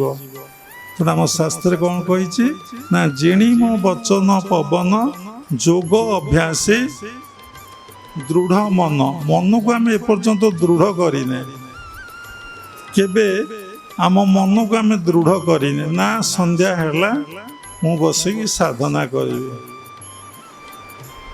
ପ୍ରତ୍ୟେକ ଦିନ ମୁଁ ସାଧନାକୁ ବଢ଼େଇବି। ଆଜି 10 ମିନିଟ୍, କାଲି 15 ମିନିଟ୍, ତାପରଦିନ 20 ମିନିଟ୍, ତାପରଦିନ 30 ମିନିଟ୍, ଡେ ବାଇ ଡେ ବଢ଼େଇ ଚାଲିବେ। ଯେମିତି ସମସ୍ତେ ପଚାରୁଛନ୍ତି ଆମର କ'ଣ ଇନକମ୍ ଆଉ ଟିକେ ବଢ଼ିବ କି, ଆମର ଆଉ ଟିକେ ପ୍ରମୋସନ୍ ହେବ କି, ଆମକୁ ସେ ପୋଷ୍ଟଟା ଟିକେ ମିଳିବ କି। ଏଥିପାଇଁ କେତେ ବ୍ୟସ୍ତ, ଏଥିପାଇଁ କେତେ ପରୀକ୍ଷା ଦେଉଛନ୍ତି, କେତେ ରାତି ଅନିଦ୍ରା ହେଇକି ପାଠ ପଢ଼ୁଛନ୍ତି। କ୍ଲର୍କରୁ କେମିତି ଆଉ ଗୋଟେ ପ୍ରମୋସନ୍, ମ୍ୟାନେଜର ଆଉ ଗୋଟେ ପ୍ରମୋସନ୍। କିନ୍ତୁ ସାଧନା କରି ମୁଁ ସାଧନାରେ ଆଗେଇବା ପାଇଁ କି ପରୀକ୍ଷା ଦେଉଛନ୍ତି ଗୁରୁଙ୍କ ପାଖରେ, କେତେ ସମୟ ଦେଉଛନ୍ତି, କେତେ ବ୍ୟସ୍ତ ବିବ୍ରତ ସେଥିପାଇଁ ହେଇଛନ୍ତି। ଏବଂ କେତେ ଗୁରୁକୁ ଯାଇ ପଚାରୁଛନ୍ତି ମୋର ଆଜ୍ଞା ସାଧନାରେ ମୁଁ ଆଉ ଆଗେଇବି ନା, ଆଗେଇଛି ନା ଆଗେଇଲି, ଆଉ ଆଗେଇବି। ଆଗେଇବାଟା ଅବସ୍ଥା କ'ଣ। ଆଉ ଯେଉଁମାନେ ତାମସିକ ଲୋକ, ସେମାନେ ସବୁବେଳେ ଅଶ୍ଳୀଳ ଭାଷାରେ କଥାବାର୍ତ୍ତା ହୁଅନ୍ତି, ଅସାମାଜିକ ସାମାଜିକ କଥାବାର୍ତ୍ତା ହୁଅନ୍ତି। ଯେତେ ସବୁ ସୋସାଇଟିରେ ଗଣ୍ଡଗୋଳ ହେଉଛି, ଲିଟିଗେସନ୍ ହେଉଛି, ସେମାନେ ସମସ୍ତେ କ'ଣ କରନ୍ତି ନା ମାନେ ତାମସିକ ଭାବାପନ୍ନ ବ୍ୟକ୍ତି କହିଲେ ବହୁତ ସୁନ୍ଦର ହେବ। ଆଉ ସାତ୍ଵିକ ଭାବାପନ୍ନ ବ୍ୟକ୍ତିମାନେ ବେଶୀ ଘୋରାଘୁରି ବୁଲାବୁଲି କରିବାକୁ ଭଲ ପାଆନ୍ତି ନାହିଁ। ସେମାନେ ଗୋଟିଏ ଜାଗାରେ ବସିଥାନ୍ତି, ଅଳ୍ପ ବୁଲାବୁଲି କରନ୍ତି, ଅଳ୍ପ ଖାଆନ୍ତି। ସବୁବେଳେ ସେମାନେ କ'ଣ କରନ୍ତି ନା ଅଳ୍ପରେ ସନ୍ତୁଷ୍ଟ ହେଇଯାଆନ୍ତି, ଖୁବ୍ କମ୍ରେ ସେମାନେ ସନ୍ତୁଷ୍ଟ ହେଇଯିବେ। କାରଣ ଭଗବତ ଗୀତାରେ ଲେଖା ହେଇଛି ସନ୍ତୁଷ୍ଟ ସତତଂ ଯୋଗୀ। କ'ଣ ଏ କଥା ନା ଯିଏ ସବୁବେଳେ ମୋ ସହିତ ଯୁକ୍ତ ଅବସ୍ଥାରେ ରୁହେ, ମୋ ସହିତ ସବୁବେଳେ ଯୁକ୍ତ ଅବସ୍ଥାରେ ରହେ, ସେ ସବୁବେଳେ ସନ୍ତୁଷ୍ଟ। ଏଇଠି ଗୋଟେ ମନରେ ପ୍ରଶ୍ନ ଉଠେ, ତାହେଲେ ସେ ଯୁକ୍ତ ଅବସ୍ଥାଟା କ'ଣ? କଥା ପ୍ରସଙ୍ଗରେ ସବୁ ସାଧୁସନ୍ଥ ମାନେ, ମହାପୁରୁଷ ମାନେ, ବକ୍ତା ମାନେ କହିଦେଇ ଚାଲି ଯାଉଛନ୍ତି, ଭଗବାନ ସହିତ ଯୁକ୍ତ ହେଲେ ତୁମେ ସବୁବେଳେ ସନ୍ତୁଷ୍ଟ ଅନୁଭବ କରିବ। ଦ୍ୱାଦଶ ଅଧ୍ୟାୟ ଭକ୍ତି ଯୋଗରେ ଏଇଟା ଉଲ୍ଲେଖ ଅଛି, ସନ୍ତୁଷ୍ଟ ସତତଂ ଯୋଗୀ। କିଏ ଯୋଗୀ ନା ତାଙ୍କ ସହିତ ଯିଏ ଯୁକ୍ତ ହୁଏ। କିଏ ଯୁକ୍ତ ହୁଏ? ତମ ଶରୀର ଭିତରେ ଆଖି ନା କାନ ନା ପାଟି ନା ହାତ ନା ଗୋଡ଼ ନା ପେଟ, କିଏ ତାଙ୍କ ସହିତ ଯୁକ୍ତ ହୁଏ? ତାଙ୍କ ସହିତ ଯୁକ୍ତ ହୁଏ ମନ। କୋଉ ମନ ଯୁକ୍ତ ହୁଏ ନା ସାତ୍ତ୍ୱିକ ମନ ଯୁକ୍ତ ହୁଏ। ରାଜସିକ ମନ ଯୁକ୍ତ ହୋଇପାରିବ ନାହିଁ, ତାମସିକ ମନ କେତେବେଳେ ଯୁକ୍ତ ହୋଇପାରିବ ନାହିଁ। ଯେତେବେଳେ ସାତ୍ତ୍ୱିକ ଭାବ ତମର ଆସିଲାଣି କି, ତମେ ଗୋଟିଏ ଡ୍ରେସ୍ ପିନ୍ଧିଲଣି କି, ଗୋଟିଏ ଖାଦ୍ୟ ଖାଇଲଣି କି, ଗୋଟିଏ ଚିନ୍ତାରେ ରହିଲଣି କି, ଗୋଟାଏ ଗୁରୁ ଗ୍ରହଣ କରିଛ କି? ଯେତେବେଳେ ସାଧକ ଚତୁର୍ଥ ଅଧ୍ୟାୟର କେତେ ନମ୍ବର ଶ୍ଲୋକ? 34 ନମ୍ବର ଶ୍ଲୋକ। ତ କ'ଣ ସେ ଶ୍ଲୋକ? ଯେତେବେଳେ ସାଧକ ତଦ୍ବିଧି ପଣିପାତେନ ପରିପ୍ରେଷଣ ସେବୟା, ଯେତେବେଳେ ସାଧକ କ'ଣ କରେ ନା ତତ୍ତ୍ୱ ଆଉ ଜ୍ଞାନୀ ଗୁରୁଙ୍କର ଠାରୁ ଦୀକ୍ଷା ଗ୍ରହଣ କରେ, ତାର ଆଉ ଗୁରୁ ପରିବର୍ତ୍ତନ କରିବାର ଆବଶ୍ୟକତା ନାହିଁ।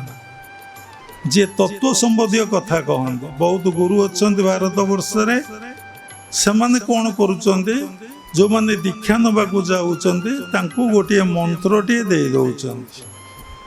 ସେ ମନ୍ତ୍ରଟା ଗୋଟେ ମାସ ଭିତରେ, କେତେ ଜଣ ତୁମେ ଶିବ ଉପାସକ ଅଛ, ଶିବଙ୍କର ବୀଜ ମନ୍ତ୍ରଟେ କହିଲେ ସକାଳେ ସନ୍ଧ୍ୟାରେ ଜପ କରିବ। କେତେ ତୁମେ ଅଛ ରାମଙ୍କ ଉପାସକ, ସେ ରାମଙ୍କର ମନ୍ତ୍ରଟିଏ। କେତେ କାଳୀଙ୍କ ଉପାସକ ଅଛ, କାଳୀଙ୍କ ମନ୍ତ୍ରଟିଏ କହିଦେଲେ। କେତେ କୃଷ୍ଣ ଉପାସକ, କୃଷ୍ଣଙ୍କର ମନ୍ତ୍ରଟିଏ କହିଦେଲେ। এইଭଳି ଦୀକ୍ଷା କାର୍ଯ୍ୟକ୍ରମ ଚାଲିଛି। ଆମେ ବି ନିଜ ଆଖିରେ ଦେଖିଛୁ, କାହାଠୁ ଶୁଣିନୁ। ବୃନ୍ଦାବନ ଆପଣ ଯାଆନ୍ତୁ, ଅନେକ ଗୁରୁମାନେ ଦୀକ୍ଷା ଦେଉଛନ୍ତି, କେବଳ ଗୋଟିଏ ମନ୍ତ୍ରଟିଏ, କେବଳ ଦୀକ୍ଷା। ଯଦି ଏ ସୃଷ୍ଟିରେ ଗଛ ମୂଳ ଅଛି, ଗଛର ଡାଳ ଅଛି, ଫୁଲ ଅଛି, ଫଳ ଅଛି, ପୁଷ୍ପ ଅଛି, ଗଛର ମୂଳ ଗଣ୍ଡି ଅଛି, ଚେର ବି ରହିଛି। ଯଦି ଆପଣଙ୍କର ଡାଳରେ, ଫୁଲରେ, ଫଳରେ, ପୁଷ୍ପରେ ପାଣି ଦେବେ, ଗଛ ମୂଳ ପାଇବ? ଯଦି ଗଛ ମୂଳରେ ଆପଣ ପାଣି ଦେଲେ ମଳା କରିକି, ଏ ସମସ୍ତ ଡାଳ, ଫୁଲ, ଫଳ, ପୁଷ୍ପ ହିଁ କ'ଣ ହବ ନା ପାଇବ। ଏ କଥାର ଅର୍ଥ କ'ଣ ନା ଇଏ ସୃଷ୍ଟିର ଯିଏ ମୂଳ, ଆଦ୍ୟ, ଯାହାଙ୍କଠାରୁ ସୃଷ୍ଟି ହେଇଛି, ଯିଏ ସ୍ରଷ୍ଟା, ଯିଏ ସ୍ୱୟମ୍ଭୁ, ଯାହାଙ୍କୁ କେହି କେବେ ସୃଷ୍ଟି କରିନାହାନ୍ତି, ତାଙ୍କର ବାପା କିଏ, ମା କିଏ ପର୍ଯ୍ୟନ୍ତ କେହି ଜାଣିନାହାନ୍ତି। କେଉଁ ବେଦ କହିଦେବ, କେଉଁ ବେଦାନ୍ତ କହିଦେବ, କେଉଁ ଗୀତା କହିଦେବ, କେଉଁ ଉପନିଷଦ କହିଦେବ, କେଉଁ ସାଧୁ କହିଦେବ, କେଉଁ ସନ୍ଥ କହିଦେବ, କି ଯିଏ ଏବେ କହୁଛନ୍ତି ସିଏ କହିପାରିବେ କି ସେ ପରମାତ୍ମା ପରମ ବ୍ରହ୍ମଙ୍କର ପିତା କିଏ, ମାତା କିଏ? ସେ କେବେ ଜନ୍ମ ହେଲେ, ତାଙ୍କୁ ବୟସ କେତେ? କିଏ କହୁଛି ତ କହୁ।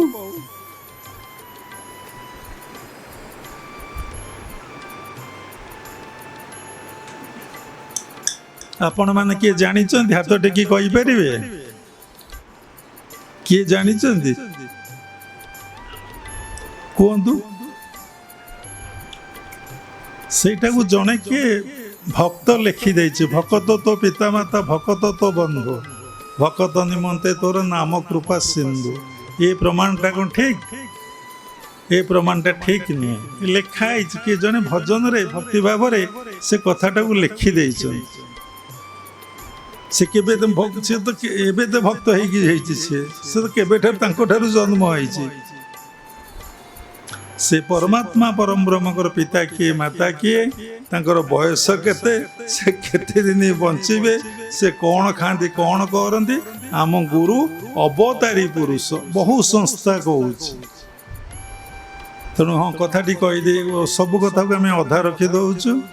कारण गोटे कथा भितर ज्ञानाग्नि सर्वकर्माणी भस्मसात करुते तथा उपर आलोचना 4 घंटा हुए तथापि सरब नहीं। तेणु कौन ना किए तांकर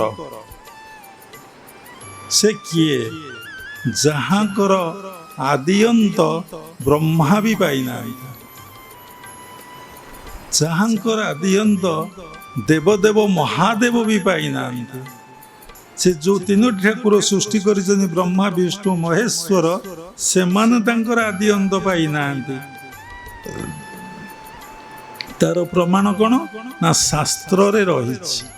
तेणु आमे कौन निजुक तो जाने तांको केमिति जानिमा कौन करिबा ना तांको टिके भल पाइबा। केमिति भल पाइबा ना तांको पाई गोटे छोटिया घर टीए करवा। सी आमर मुख्य लोक, आमर घर इष्ट किए ना ठाकुर। दुख क्या पाखे नवेदन करवा ना ठाकुर पाखे। तांको पाई सीढ़ी तले 5 फुटिया कथा रही जाइतला 7 फुट 10 फुट घर टीए करवा। आमे पुणी कौन कहवा आमे ठाकुर घरे अच्छे कहवा नहीं, ठाकुर आम घरे अच्छे। समस्ते कहते मु ठाकुर रखी, मु ठाकुर घर कर घर जे ठाकुर घर जे आमे रहीचे यही कॉन्शियसनेस आसब नहीं कहार। जदि तोर तोर बोली भावुचु भाव किसी असुविधा नहीं। प्रकृत जो माने धार्मिक, प्रकृत जो माने सात्विक भावापन्न संत, जो माने गुणातीत संत, से माने कौन सी कथा को ए सृष्टि रे भूल बोली कहती नहीं।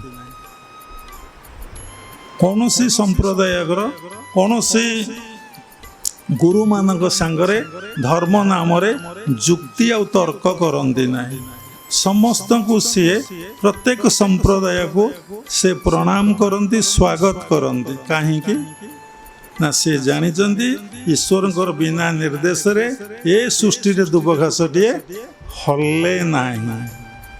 तो ये जहाँ से मुसलमान हूँ, ख्रिस्टियान हूँ, हिंदू हूँ, यूदी हूँ, बुद्धिस्ट हूँ, जी सिख हूँ, जी होती हूँ, सबू ही तांकर सृष्टि, सबू ही तांकर लीला, सबू ही तांकर खेला। मु 2.5 दिनिया मानव ये सृष्टि रे मोर स्थिति किछि नाही। केमिति आपण अगणित आकाश को चाहूना बसिकी अगणित नक्षत्र को देखिए,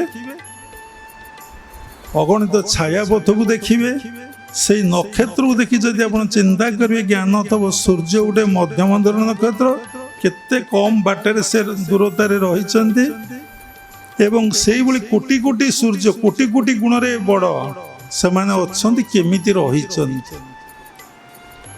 किए कहीपर विज्ञान एपर्यंत कहीपर आकाश विषय कहीपरलानी। जार ज्ञान अहंकार अच्छी से प्रत्येक कथार कहूँ मु सब जानी, मु सब करुँची, मु सब कराऊँची। मुंड बिंधा को टिके बंद भी कर झाड़ा हेल्ले भी ताको बंद कर। ज्ञान ज्ञान पर विज्ञान, विज्ञान पर प्रज्ञान रही। मु क्या समालोचना करूना, जस्ट समस्त भितर गोटे दिव्य ज्ञान केमती परिप्रकाश हम मनीष निकट निजक समर्पण कर भितर ज्ञानाग्नि केमती से जलि उठिब। समस्त कर्म पहले प्रारब्ध संचित क्रियमाण को पोड़िकी पाउंस कर ये जीवनटा को केमिति निर्वाह कर पालन कर से तो कर्म को छाड़ी पार ना। किभली कर्म कले तार क्रियमाण सृष्टि हम नहीं, संचित सृष्टि हम नहीं, तार प्रारब्ध सृष्टि हम नहीं। यही कथार सारांशटा आज आलोचना देखुना। हेतुवादी माने कहते खराब नुहति, स्पष्टवादी निर्भय किंतु प्रबल अहंकार युक्त कौन ना भगवान सृष्टि कई ना, ठाकुर कई ना, देवादेवी कई ना। जगा कौन कि आम मुंडिया मारू से कह कृष्ण कौन ताकू कौन आम प्रणाम करूँ। आम मतरे सबू सबू ईश्वर इच्छा। हेतुवादी की से सृष्टि करचंदी, आस्तिक को से सृष्टि करचंदी, नास्तिक को से सृष्टि करचंदी, ज्ञानी को से सृष्टि करचंदी, मूर्ख को से सृष्टि करचंदी, दिन को से सृष्टि करचंदी, राति को से ସୃଷ୍ଟି କରିଛନ୍ତି। ଯଦି ସବୁ ଈଶ୍ୱର କରିଛନ୍ତି କରାଉଛନ୍ତି ବୋଲି କ୍ରିୟା ଯୋଗ କହୁଛି ଏବଂ ସବୁ ତୁମେ ବୋଲି ଭାବ ବୋଲି ଅନୁଭବ କର ବୋଲି ଯଦି କହୁଛି, ତାହେଲେ ଆମର ଏଇ ବିଷୟରେ ଟିପ୍ପଣୀ ଦେବା କି କଥା କହିବାଟା କ'ଣ ଉଚିତ କି? ଆଲୋଚନା ସମାଲୋଚନା, ଏଠି ଆଲୋଚନା ହେଉଛି, ସମାଲୋଚନା ହେଉନି। କାହିଁକି ନା ଆମ ଭିତରେ ଜ୍ଞାନଟା କେମିତି ବାସ୍ତବରେ ଆସୁ, ଆମେ ସେଇ ଜଗତକୁ କେମିତି ପ୍ରଭୁ ପ୍ରବେଶ ନ କରୁ। ତାହେଲେ କ'ଣ ନା ଜ୍ଞାନ ଅଛି, ଯାହା ଜାଣୁଛନ୍ତି ତାହା ଏଇଟା ଫୁଲ, ମୁଁ ଜାଣିଲି ଏଇଟା ଜ୍ଞାନ, ଏଇଟା କି ଫୁଲ? ଯେତେବେଳେ ଆଉ ଟିକେ ଭଲ କି ଜାଣିଲି ଏଇଟା ପଦ୍ମ ଫୁଲ ବୋଲି ମୁଁ ଜାଣିଲି। ଏଇଟା କି ପଦ୍ମ? ପୁଣି କୋଶ୍ଚିନ୍ ଉଠିବ, ନା ଏଇଟା ହେଉଛି ରକ୍ତ ପଦ୍ମ, ଶ୍ଵେତ ପଦ୍ମ ନୁହେଁ, ଲାଲ ପଦ୍ମ। ପୁଣି ଏ ଲାଲ ପଦ୍ମ କେତେ ପ୍ରକାର, ତାର ବି ହିସାବ ଅଛି। ଯିଏକୁ ଜାଣିଛି ସେ ଜ୍ଞାନ ଲାଭ କରିଛି। ସେମିତି ସବୁ ବିଷୟରେ ମଣିଷ କେତେ ପ୍ରକାର ମଣିଷ, ଭାରତ ବର୍ଷର କଥା ଶୁଣନ୍ତୁ। ବ୍ରାହ୍ମଣ, କ୍ଷତ୍ରିୟ, ବୈଶ୍ୟ, ଶୂଦ୍ର, ହୀନ ଗୋଟେ ଜାତି ଅଛି। ଆମେ ତ ଭଗବତୀ ଗୀତା ପଢିନୁ, ଆମେ ସତରେ ଏତେ ପଢିନୁ, ଶୁଣିଛୁ ଗୁରୁଦେବଙ୍କ ଠାରୁ। ଗୋଟେ ଶ୍ଲୋକ ଅଛି, ଚାତୁର୍ବର୍ଣ୍ଣଂ ମୟା ସୃଷ୍ଟ ଗୁଣକର୍ମ ବିଭାଗସ୍ୟ। ଜଣେ ସାଧକ ଖାଲି କହିଲେ ଚତୁର୍ବର୍ଣ୍ଣଂ ମୟା ସୃଷ୍ଟ ଗୁଣକର୍ମ ବିଭାଗସ୍ୟ, ଆମେ ଦ୍ୱନ୍ଦ୍ୱରେ ପଡ଼ିଗଲୁ। ଚାତୁର୍ବର୍ଣ୍ଣଂ ମୟା ସୃଷ୍ଟ ଗୁଣକର୍ମ ବିଭାଗସ୍ୟ ନା ଚତୁର୍ବର୍ଣ୍ଣଂ ମୟା ସୃଷ୍ଟ ଗୁଣକର୍ମ ବିଭାଗସ୍ୟ? କଥାର ଅର୍ଥ କ'ଣ ମୋତେ ବି ଜଣା ନାହିଁ, କିନ୍ତୁ ଆମେ ଯେତେ ଗୀତା ଖେଳେଇଲୁ ସବୁଥିରେ ଚାତୁର୍ବର୍ଣ୍ଣଂ ମୟା ସୃଷ୍ଟ ଗୁଣକର୍ମ ବିଭାଗସ୍ୟ। ପଣ୍ଡିତ ଜଣେ ଭଲକୁ ବ୍ୟାଖ୍ୟା କରିପାରିବ, କିନ୍ତୁ ସେ ଅନୁଭବ କରିପାରିବନି। ଛାଡ଼ନ୍ତୁ, ସେଇଭଳି ଜ୍ଞାନ ପରେ ଯିଏ ୟା ବିଷୟରେ ଡିପ୍ କଲଚର କଲା, ସେ ବିଜ୍ଞାନର ଅଧିକାରୀ ହେଲା। ଏଇଟା କେବେ ସୃଷ୍ଟି ହେଲା, କୋଉଠୁ ସୃଷ୍ଟି ହେଇଛି, କେମିତି ସୃଷ୍ଟି ହେଲା ଜାଣିଛି, କିନ୍ତୁ ଏଇଟା କେମିତି ସୃଷ୍ଟି ହେଲା, କିଏ ଏର ସ୍ରଷ୍ଟା ସିଏ ଆଉ ଜାଣିନି। ଏଇଟା ମନକୁ ମନ ଫୁଟିଛି ବୋଲି ସେ କହୁଛି।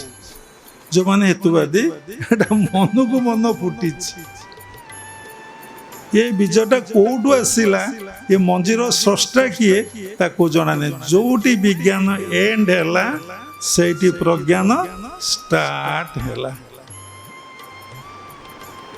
ସେମାନେ ଯୋଉ ଯୁକ୍ତି କରୁଛନ୍ତି, ବିଭିନ୍ନ କୋଉଠି ସବୁ ଯାଇକି ଷ୍ଟୁଡିଓକୁ ଯାଇ ସବୁ କରୁଛନ୍ତି, ଅଭୟବାସ ବିଷୟରେ ମାଷ୍ଟର ଜାଣିଛନ୍ତି। ଗୋଟିଏ ପ୍ରଶ୍ନରେ ସେମାନେ ବସିପାରିବେ।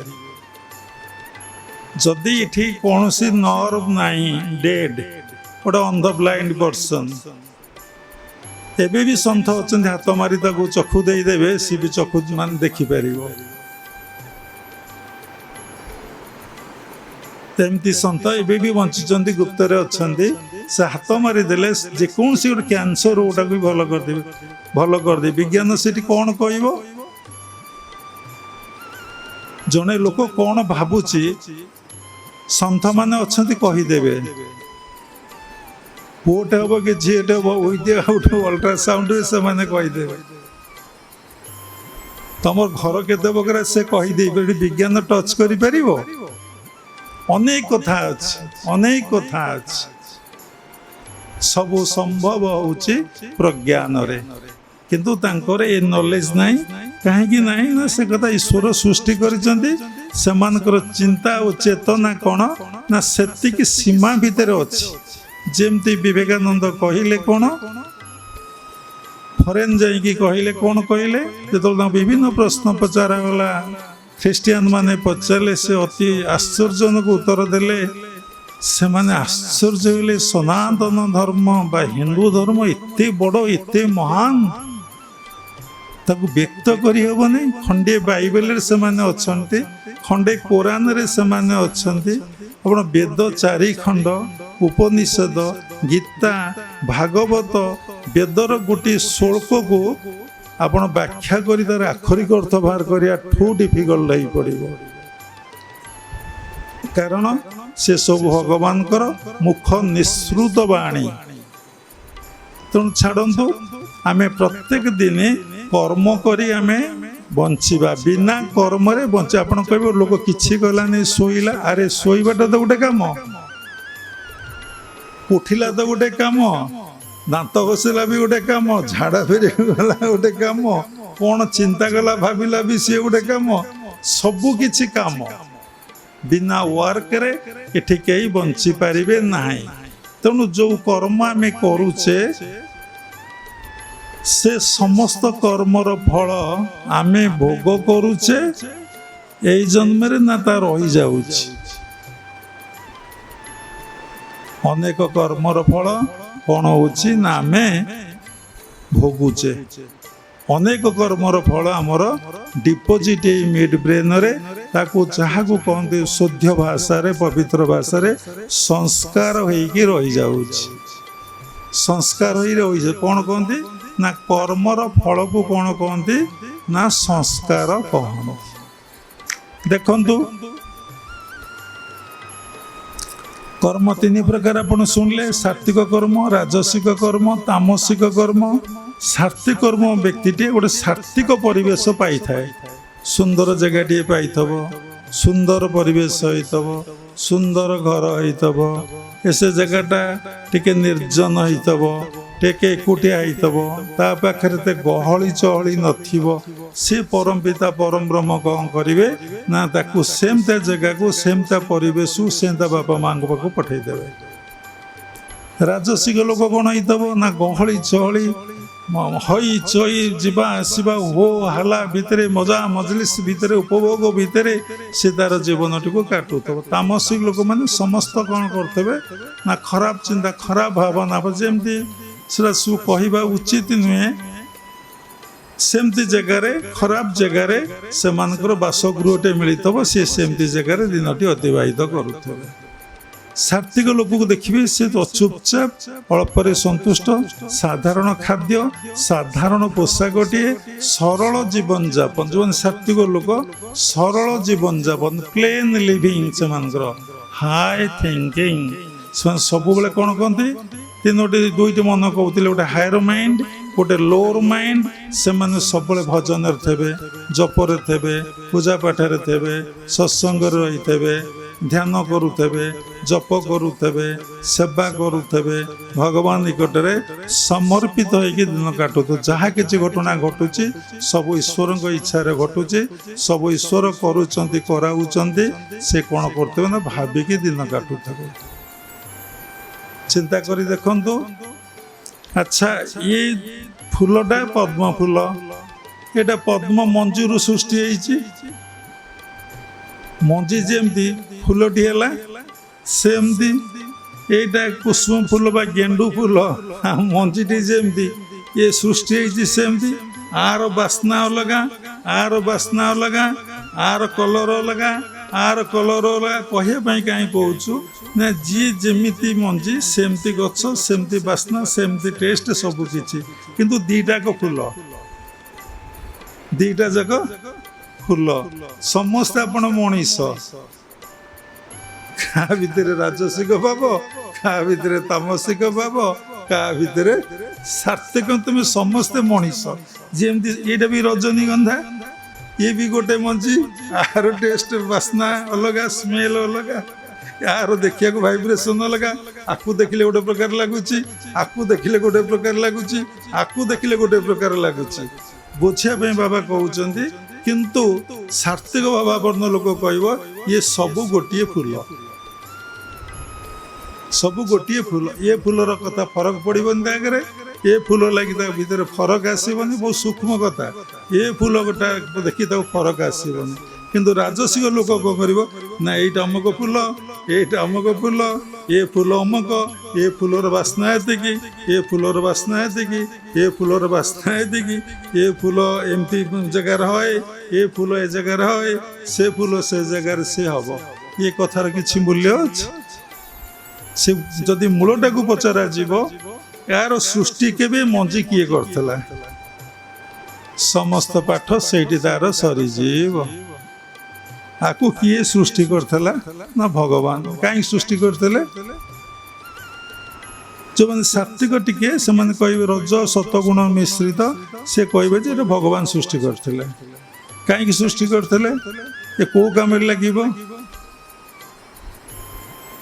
से आखिपर ना ये कहीं सृष्टि करते किंतु सात्विक भावापन्न लोकटी कह ये सब हूँ कौन ना गोटे फूल କାହିଁକି ଏ ଫୁଲ ଫୁଟିଛି ନା ଭଗବାନ ଏ ଫୁଲକୁ ଫୁଟେଇଛନ୍ତି, ଭଗବାନ ତାକୁ ସୃଷ୍ଟି କରିଛନ୍ତି କ'ଣ ପାଇଁ ନା ଭଗବାନଙ୍କ ସେବାରେ ଲାଗିବା ପାଇଁ। ଆଚ୍ଛା, ଏ ଜୀବନଟା କାହାର? ତମର, ତମ ବାପାଙ୍କର, ତମ ମାଙ୍କର, କାହାର ଏ ଜୀବନଟା? ସମୀକ୍ଷା କର। ସତ୍ସଙ୍ଗରୁ ଅନେକ କଥା ଶିଖିବା ମିଳେ, ଜାଣିବାକୁ ମିଳେ। ଯାହା ପୁସ୍ତକ ଅଧ୍ୟୟନ କଲେ, ଷ୍ଟଡି କଲେ, ତାହା କେବେ ତାହା କେବେ ମିଳେ ନାହିଁ। ତେଣୁ ସତ୍ସଙ୍ଗକୁ କେବେ ମିସ୍ କରିବେନି, ବନ୍ଦ କରିବେନି। ଯେତେ କାମ ଥାଉ ନା କାହିଁକି ଆମେ ସତ୍ସଙ୍ଗର ଆଶ୍ରୟ ନେବା। କାହିଁକି ନା ଏଇ ଯେଉଁ ବ୍ରହ୍ମଜ୍ଞାନକୁ ଶୁଣିଲେ ଆମର ଅଶେଷ ପ୍ରକାର କ'ଣ ହେବ ନା ସଂସ୍କାର, କୁସଂସ୍କାର ସବୁ କ୍ଷୟ ହେବାରେ ଲାଗିଯିବ। ଦେଖୁନାହାନ୍ତି ବ୍ରହ୍ମଜ୍ଞାନର କେତେ ପାୱାରଫୁଲ। ଶିବ ପାର୍ବତୀ କି ନିଶାର୍ଦ୍ଧରେ, ଏକାମ୍ର କାନନରେ ଏବଂ ସେଠି ଅମରନାଥରେ ଗୁମ୍ଫା ଭିତରେ ବସିକି କହିଲେ, କୋଉ କୋଉ ମୃତ ଶୁକ ପକ୍ଷୀଟିଏ ଜୀବଦାନ ପାଇଗଲା। ଆଜି ସେ ସୁଖଦେବ ରୂପରେ ସାରା ବିଶ୍ୱରେ କ'ଣ କଲେ ନା ଜ୍ଞାନକୁ ବିତରଣ କଲେ, ଖାଲି ବ୍ରହ୍ମଜ୍ଞାନ ଶୁଣିକି। ଯଦି ଆପଣ ସବୁଦିନେ ବ୍ରହ୍ମଜ୍ଞାନ କି ସମୟ ଶୁଣିବା, ଯାକୁ ଆମେ କହୁଛେ ସତ୍ସଙ୍ଗ, କେମିତି ସତ ସହିତ ଆମେ ସଙ୍ଗ ହୋଇପାରିବା, ସତ ସହିତ ଆମେ ଯୁକ୍ତ ହୋଇପାରିବା, ସତ ସହିତ ମିଳନ ହୋଇପାରିବା, ସତ ସହିତ ଆମେ ଏକକାର ହେଇଯାଇପାରିବା, ତାହା ହିଁ ଆମକୁ ସତ୍ସଙ୍ଗରୁ ଶିକ୍ଷା ମିଳେ। ଯେମିତି ବେଟିଟେ ଚାର୍ଜ ନ କଲେ, ଗାଡ଼ିରେ ତେଲ ନ ପକାଇଲେ, ଘଣ୍ଟାରେ ଚାବି ନଦେଲେ ସେ କ'ଣ ଚାଲେ କି ହଏ କି? ସେଇଭଳି ଭାବରେ ଆମର ପ୍ରତ୍ୟେକ ଦିନ ଯଦି ସତ୍ସଙ୍ଗ କରିବା, ପ୍ରତ୍ୟେକ ଦିନ ସାଧୁସଙ୍ଗ କରିବା, ପ୍ରତ୍ୟେକ ଦିନ ସ୍ୱାଧ୍ୟାୟ କରିବା, ଆମ ମନଟା ଚାର୍ଜ ହେବ। କ'ଣ ହେବ ନା ସେଇ ସମ୍ବନ୍ଧୀୟ ଜ୍ଞାନ ଲାଭ କରିବାକୁ, ଭଗବତ ପ୍ରାପ୍ତି ପାଇଁ, ଭଗବତ ଦର୍ଶନ ପାଇଁ ଆମ ଭିତରେ ଶ୍ରଦ୍ଧା, ବ୍ୟାକୁଳତା ଭାବଟା କ'ଣ ହେବ? ବୃଦ୍ଧି ପାଇବ day by day, day by day.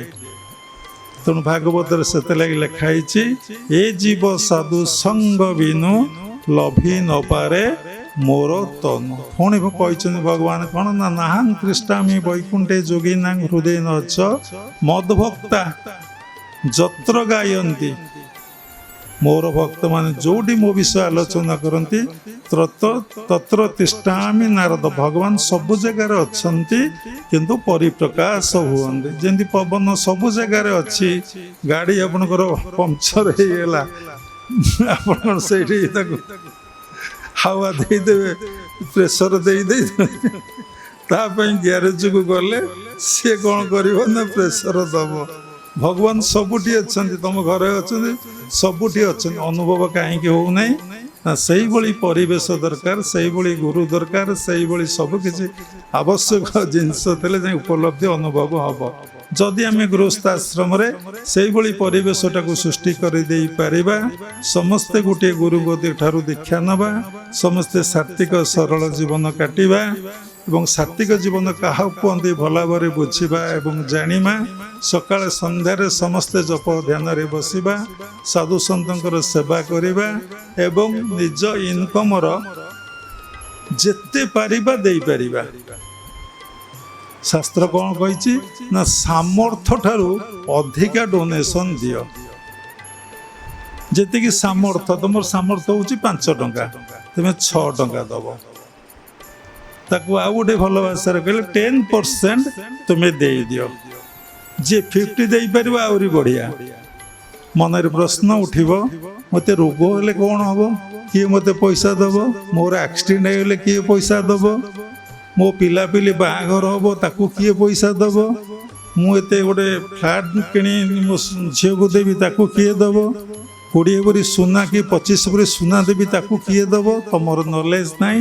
ଯେତେବେଳେ ସେଇ ଭଗବାନଙ୍କ ସେବାରେ ତୁମେ ଲଗେଇ ଦେଇଥିବ, ସେଇ ଭଗବାନ ତମ ପାଇଁ ଏମିତି ଆରେଞ୍ଜ କରିଦେବେ, ଇ ତମ ଝିଅ ପାଇଁ ଏସବୁ ଦେବାର ଆବଶ୍ୟକତା ଆଦୌ ନଥିବ। একথা কোଉଠୁ ପାଇବ ନା ଭକ୍ତ ଚରିତାମୃତ ପାଠ କର। ଦାକ୍ଷିଣାତ ଭକ୍ତ ଲାଖାଙ୍କ ଜୀବନୀ କି ଭଲ ଭାବରେ ପଢ଼। ସେ ଲାଖାଙ୍କ ଜୀବନୀ ଏବେ ବି ଲୋକ ଅଛନ୍ତି ଯେ ସବୁ କିଛି ଡୋନେସନ୍ ଦେଇ ସେବାରେ ଲାଗିଥାନ୍ତି। ତାଙ୍କର ସମସ୍ତ କାମ ଭଗବାନ ଅତି ଖୁସିରେ ହିଁ କରିଦେଇଥାନ୍ତି। ଆପଣ ଭାବିବେ ବାବାଙ୍କର ଗୋଟେ ଚାଲାକି, ବାବା ଗୋଟେ ଏମିତି କଥା କହି ଆମକୁ କନଭିନ୍ସ କରି अर्थ नवाई कथा कहते बोली जार नेगेटिव माइंड तब से कथाटा को ग्रहण कर जार पॉजिटिव माइंड तब सात्विक भाव तब से कथा को केबे अविश्वास करबने से करी चलिबो। तेणु कौन है ना आम प्रत्येक दिन कर्म करवा बिना कर्म कौटी रही पार। भगवत गीता को जो भल भाव पाठ कर देखिए अर्जुन को भगवान केबे कर्म त्याग करने को कही ना भल कि पढ़ी देखते कि गोटे श्लोक अच्छी कर्मणि बाधिकारस्ते मां फलेषु कदाचन। हे अर्जुन गोटे कहीं तुम हाथ मार्जुन तुम्हें कर्म कर तुम अधिकार अच्छे तुम्हें फल के आशा करनी। अर्थात कौन ये कौन बुझिले ना तुम्हें कर्म कर फल आशा रखनी। अर्थात तुम्हें कर्ता भाव को त्याग कर। तुम कर्ता भाव आसिले सीना हम कर्ता भाव भी कर्म कर ना कर्ता भाव भी फल आशा रख ना।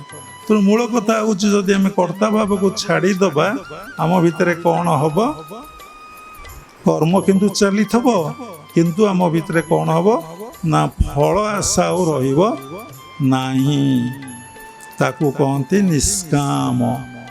कौटी निष्काम आपण आत्मा को आपण उधरे निष्काम जन्मे जा शरीर। कौन निष्काम पूरी क्या को निष्काम कहते जो कर्म रे तुम्हें मनोनिवेश कर सकाम। जो काम रे मनोनिवेश कर से कामटा कौन है ना सकाम है। अच्छा को काम रे बिना मनोनिवेश से कामटा हो पारुची केवल देखिए गोटे क्रिया श्वास प्रश्वास क्रिया आपणकर बिना मनोनिवेश हो पारुची। पुणी आप क्रिया जो बाबा आसिले जदि आप श्वास प्रश्वास पाखे सबुबले मन को रखिले आपण निष्काम कर्म कले कर निष्काम भक्ति सुचिते गो देहधारी जेते अछ जगते गो। देहधारी जेते अछ इटी ब्राह्मण क्षेत्र वैश्य शूद्र कथा कहुई नहीं कि सन्यास ब्रह्मचारी बानप्रस्थ कथा भी कहुई नहीं। ये कौन कहुई ना कर निष्काम भक्ति सुचिते गो। निष्काम कर मन नीति निष्काम कर्म अटे भक्ति। निष्काम कर मन नीति निष्काम कर्म अटे भक्ति। जे सबु बोले से श्वास प्रश्वास रे मन को रखी पारुची पवन द्वारे मन थोई आसने दृढ़ बंद होई। जेतले से पवन पाखरे आपण केते समय मन रखिचंती जाऊची आसुची बारण नहुची दिने ताकू मन भजिलु नहीं बा चिन्हिलु नहीं। आपन देखंतु फैन घुरुची आपन पवन बाजुची एसी चली आपन पवन बाजुची पिंपुटे चलले आपन जानी पारुचंदी आपन देर कि हाथ मारदेला आपन जानी पारुचंदी किंतु जो नाकरे प्रवाहित तो पवन ताकू कहीं आपन जानी पारुनांती। पूरे हाथ माइले भी बहु लोग अच्छा जानीपर सुसा है भी लोग जानीपर ना आज्ञा कौ पुड़ा जाऊँगी कही होनी बाँ पुड़ा ना आज्ञा सी किसी जानी होनी। भगवान से भगवान तो क्या करना केते बड़ अहंकार अज्ञानता भितर अच्छी जे नाकरे प्रवाहित तो पवन को सी धरी पार ना जानीपार समीक्षा कर देखु पिंपुटे गले कहीदे एपटे गले कि एपटे गले ये आखि खुंची होखि खुंची हो कंटे पड़गला कहीदे पारुची कि कौ पुड़े जाऊँगी सी किंतु कहींपारूना धरी पारूना ता सहित मित्रता हो पारूना। से निष्काम कर्म कौन कर निष्काम कर मन नीति निष्काम कर्म अटे भक्ति। पुंता भीम बही कहले आत्मा को कर निष्काम भक्ति सुचिते गो देहधारी जेते अछ जगते गो। आत्मा को आपण उधरे निष्काम जन्मे जा शरीर। तेणु आमर क्रियमाण रु कौन सृष्टि हुए ना संचित सृष्टि हुए। क्रियमाण रु संचित सृष्टि हुए କାରଣ ଯାହା କଲେ କ୍ରିୟମାଣ ତ କରିବା ଖଟିବା, ଯାହା ଖଟିଲେ ଆମେ ତାକୁ ଡିପୋଜିଟ୍ କରୁନେ, ଖର୍ଚ୍ଚ କରିଦେଉଛେ, ଡିପୋଜିଟ୍ କରୁଛେ। ଖର୍ଚ୍ଚ କରିଦେବାର ତ ଆମେ ଭୋଗୁଛେ, ଭୋଗ କରୁଛେ। ଟଙ୍କା ରୋଜଗାର କଲି, ତାକୁ ଭୋଗ କଲି, କିଛି ରଖିଲି, ଏବଂ ଯେଉଁଟାକୁ ଆମେ କରୁଛେ ତାହା ହେଉଛି କ୍ରିୟମାଣ। ଏବଂ ସେଥିରୁ ଭୋଗ ହେଲା ପରେ ଆଉ ଯାହା ରହିଯାଉଛି ତାହା ହେଉଛି ସଞ୍ଚିତ। ସେଇ ସଞ୍ଚିତରୁ ଯାହା ଆମକୁ ଆମେ ଜାଣିନେ ପ୍ରାପ୍ତି ହେଇଯାଉଛି ତାହା ହେଉଛି ପ୍ରାରବ୍ଧ। ଆମେ ଜାଣିନେ, ଆମର ଭଲ ବ୍ରେନ୍ଟେ ପାଇକି ଆଇଛେ, ଆମେ ଜାଣିନେ ଭଲ ସୁନ୍ଦର ରୂପଟିଏ ଧରିକି ଆଇଛେ, ଆମେ ଜାଣିନେ ଭଲ ଗୀତ ବୋଲିବାଟା ଆମେ ବୋଲୁଛେ, ଆମେ ଜାଣିନେ ଛୋଟ ପିଲାଟେ ଭଲ ତାବଲା ବଜାଉଛି, ସେ ଜାଣିନେ ବଜେଇ ଦେବ, ମାଷ୍ଟର ପାଖକୁ ଗଲା, ମାଷ୍ଟର ପାଖରେ ସବୁ ଠିକ୍। ଆରେ କେମିତି ଶିଖିଲା ସେ? ସେଇଟା କ'ଣ କହନ୍ତି? ପ୍ରାରବ୍ଧ। ଆକୁ ବୁଝିବା ଭାରି କଷ୍ଟ। ବର୍ତ୍ତମାନ କ୍ରିୟମାଣରେ ଯାହା ମୁଁ କରୁଛି, ରୋଷେଇ କଲି, ଖାଇଲି, କ୍ରିୟମାଣରୁ କିଛି ଭୋଗ ହେଲା, ତା କିଛି ସଞ୍ଚିତ ହେଇକି ରହିଗଲା, ଯାହା ମୁଁ ଲୋକଙ୍କୁ ଖାଇଲି, ଯେ ମୁଁ ଏକୁଟିଆ ଖାଇଲି, ଆଗ ରୋଷେଇ କଲି, ଠାକୁରଙ୍କୁ ଅଫର କଲି, ସମର୍ପଣ କଲି, ସେ ପୁଣ୍ୟଫଳଟା ମୋ ପାଇଁ ରହିଲା।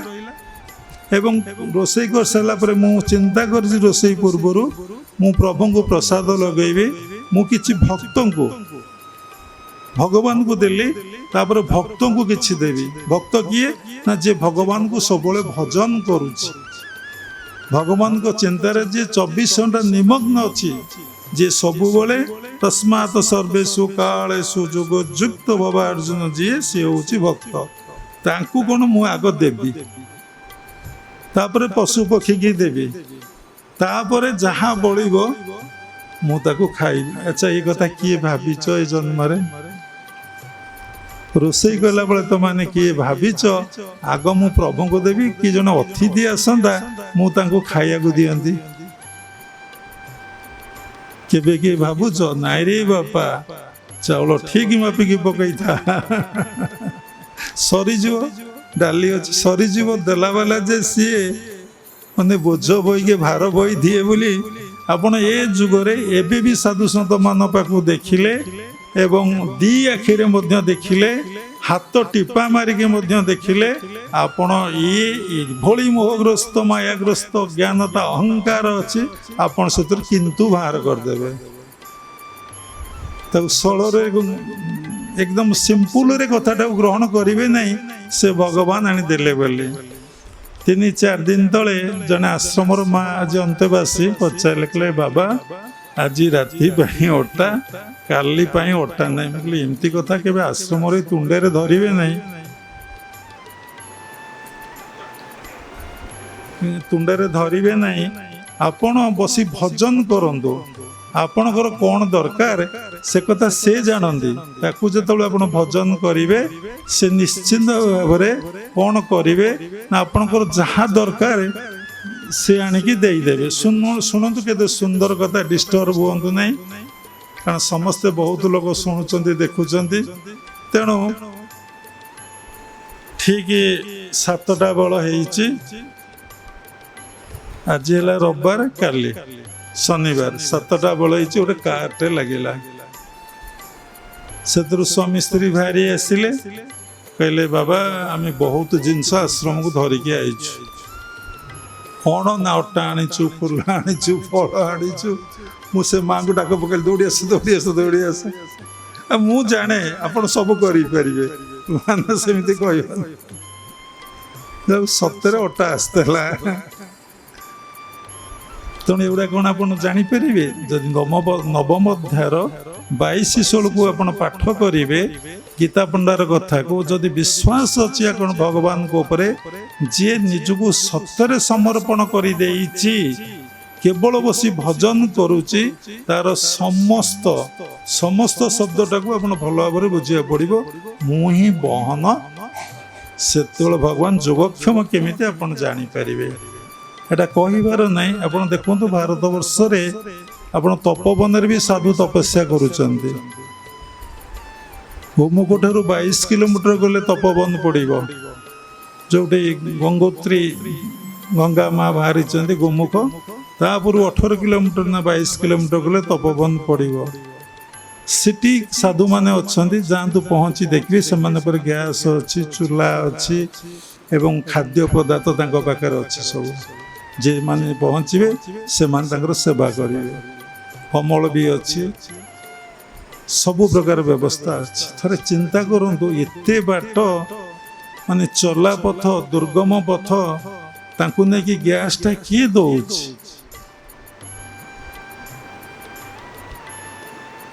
କେବଳ କଥା ଆପଣ ଯାଆନ୍ତୁ ଚିତ୍ରକୂଟ ପାହାଡ଼, ତା ମଝିରେ ବହୁତ ସାଧୁ ଅଛନ୍ତି ଏବଂ ବାଘ ଅଛନ୍ତି, ଭାଲୁ ଅଛନ୍ତି, ହାତୀ ବି ଅଛନ୍ତି। ତା ଭିତରେ ସେମାନେ ରହୁଛନ୍ତି। ପ୍ରତ୍ୟେକ ଦିନ ଲୋକ ତାଙ୍କୁ ମାନେ ଖାଦ୍ୟ ନେଇକି ଦେଇ ଆସୁଛନ୍ତି। এই ସଂସାର ଭିତରେ ଯେଉଁମାନେ ଭଲ ସାଧୁ, ଭଜନଶୀଳ ସାଧୁ ଏବଂ ସାତ୍ତ୍ୱିକ ଭାବାପନ୍ନ ସନ୍ଥ, ଯିଏ ସମସ୍ତଙ୍କ ପାଇଁ ବଞ୍ଚିଛି। ହଁ, କଥାଟା ରହିଯାଇଛି, ଏ ଜୀବନଟା କାହାର? ଏ ଜୀବନଟା ତ ତମର ନୁହଁ, ବାପାର ନୁହଁ, ମାଆର ନୁହଁ, କାହାର ନୁହଁ। ତମ ପାଇଁ କିଏ ଶ୍ୱାସଟିଏ ନେଇଯିବ? ତୁମେ କହୁଛ ପୁଅ ମୋର, ପୁଅ ମୋତେ ଭଲ ପାଏ, ତମ ପୁଅ ତମ ପାଇଁ ଗୋଟେ ଶ୍ୱାସ ନେଉ? ଛାଡ଼, ଶ୍ୱାସ ନେବା ଦୂରର କଥା। ଏବଂ ତମ ପୁଅର ଯେଉଁ ଦୁଃଖ ଯନ୍ତ୍ରଣା ବା ତମର ଯେଉଁ ଦୁଃଖ ଯନ୍ତ୍ରଣା ତମ ପୁଅ ନେଇପାରିବ ନା ତୁମେ ନେଇପାରିବ? ସମବେଦନା ବ୍ୟତୀତ, ଉହା ବ୍ୟତୀତ କିଛି ତୁମେ ମାନେ କରିପାରିବ? ତେଣୁ ଏ ଜୀବନଟା ହେଉଛି ପରମ ପିତା ପରମ ବ୍ରହ୍ମଙ୍କର। ସେ ଏଠିକି ବଟେଇଛନ୍ତି ତାଙ୍କର ପିତାର୍ଥେ କର୍ମ କରିବା ପାଇଁ। ଆମେ ଏ ଜୀବନଟା ତାଙ୍କ ପାଇଁ କେବେ ଉତ୍ସର୍ଗୀକୃତ କରିଦେଇଛେ? ତାଙ୍କରି ସେବାରେ କେବେ ମନ ଅଛି ଆମର? ଆଶ୍ରମରେ ଫଙ୍କସନ୍ ହେଉଛି, ଡାକିଲେ ଯିବେ, ଅଶାନ୍ତିରେ ଯିବେ, ଚିନ୍ତାରେ ପଡ଼ିଯିବେ, ପୁଣି 5,000 10,000 ଦେବାକୁ ପଡ଼ିବ। ଏ କେତେ ବଡ଼ କଷ୍ଟଦାୟକ କଥା। ଏସବୁ ଅହଙ୍କାର ଅଜ୍ଞାନତାରୁ ଆମ ଭିତରେ ଜାତ ହେଉଛି। ଆମେ ଯଦି ଏ କଥାକୁ, ଏଇ ନଲେଜଟାକୁ ଭଲ ଭାବରେ ବୁଝିପାରିବା ନାହିଁ, ଜାଣିପାରିବା ନାହିଁ, କ'ଣ ହେବ କି ଆମର ସାଧନା ଠିକ୍ କେତେବେଳେ ହେବ ନା। ଆମର ଏ ବେସିକ୍ ନଲେଜ, ଏ ମୌଳିକ ଜ୍ଞାନ ଆମକୁ ଭଲ ଭାବରେ ପ୍ରାପ୍ତି ହେଇଥିଲେ ଆମେ ଦବାରେ ପ୍ରତିକ୍ରିୟା ହେବ ନାହିଁ, ନବାରେ ପ୍ରତିକ୍ରିୟା ହେବ ନାହିଁ, କାହାର ସେବା କଲେ ପ୍ରତିକ୍ରିୟା ହେବ ନାହିଁ, ତାଠୁ ପ୍ରତିସେବା ଆଶା ବି ଆମର ରହିବ ନାହିଁ।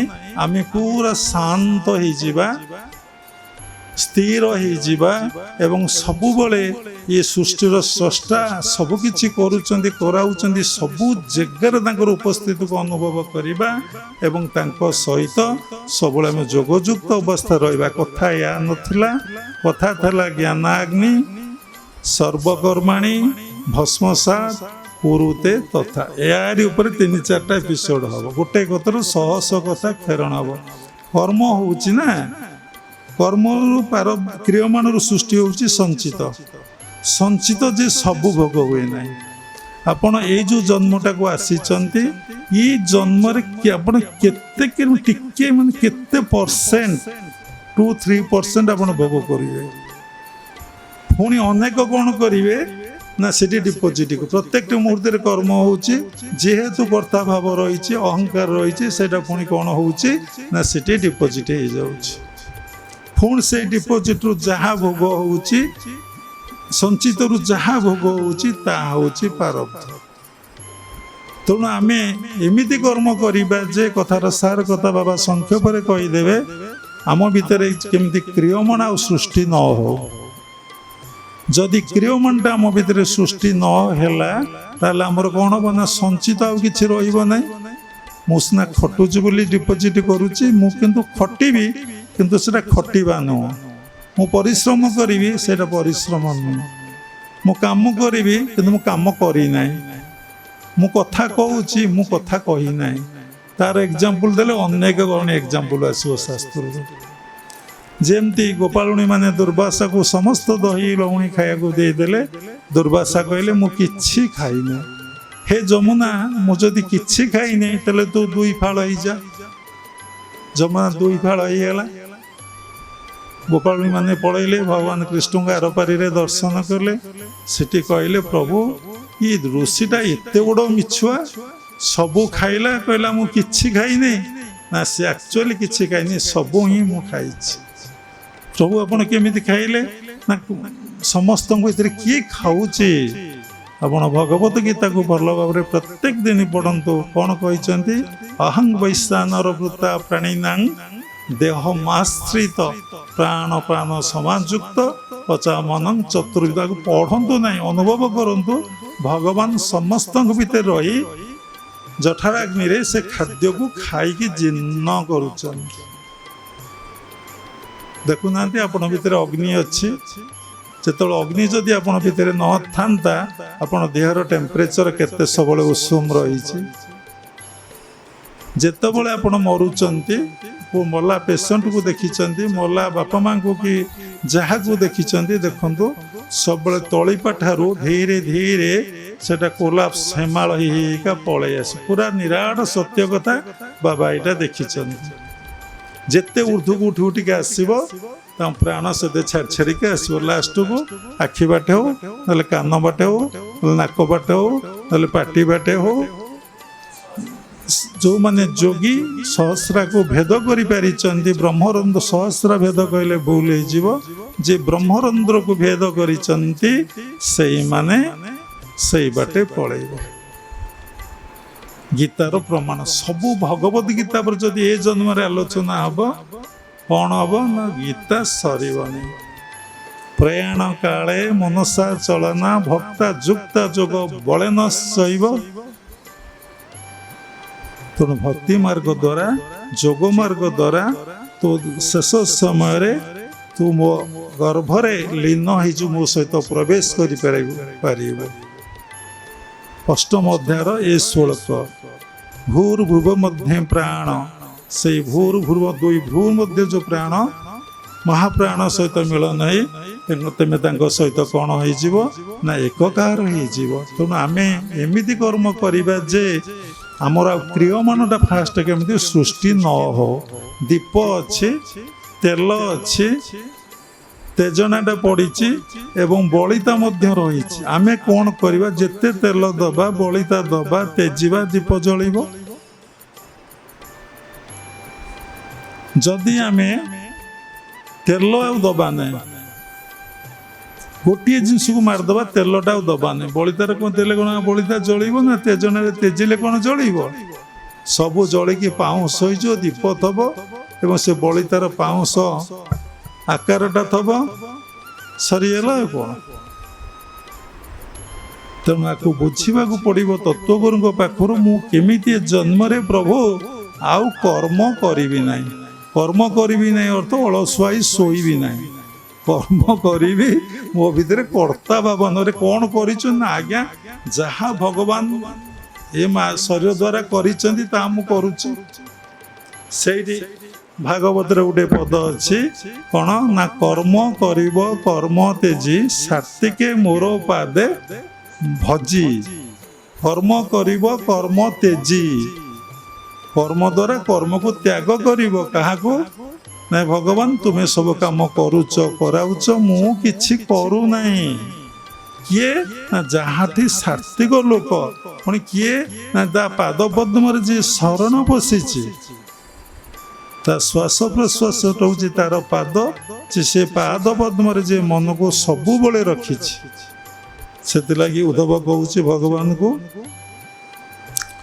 कि कर्म करी भबु हेबी पार कहे कमलार बर कौन कले मुझे भवसागर पारी हेबी संजय बा गोटे गुरुकृपा आर्टिकल लिखिं मत कौन गुरुकृपा द्वारा मुक्ति लाभ हुए एमएससी बीडी लेक्चर कुआड़े हे बोले अरे बा सी कौन से कथार अर्थ टी आउ थे पढ़िल उद्धार है ना मोक्ष पाए ना मुक्ति है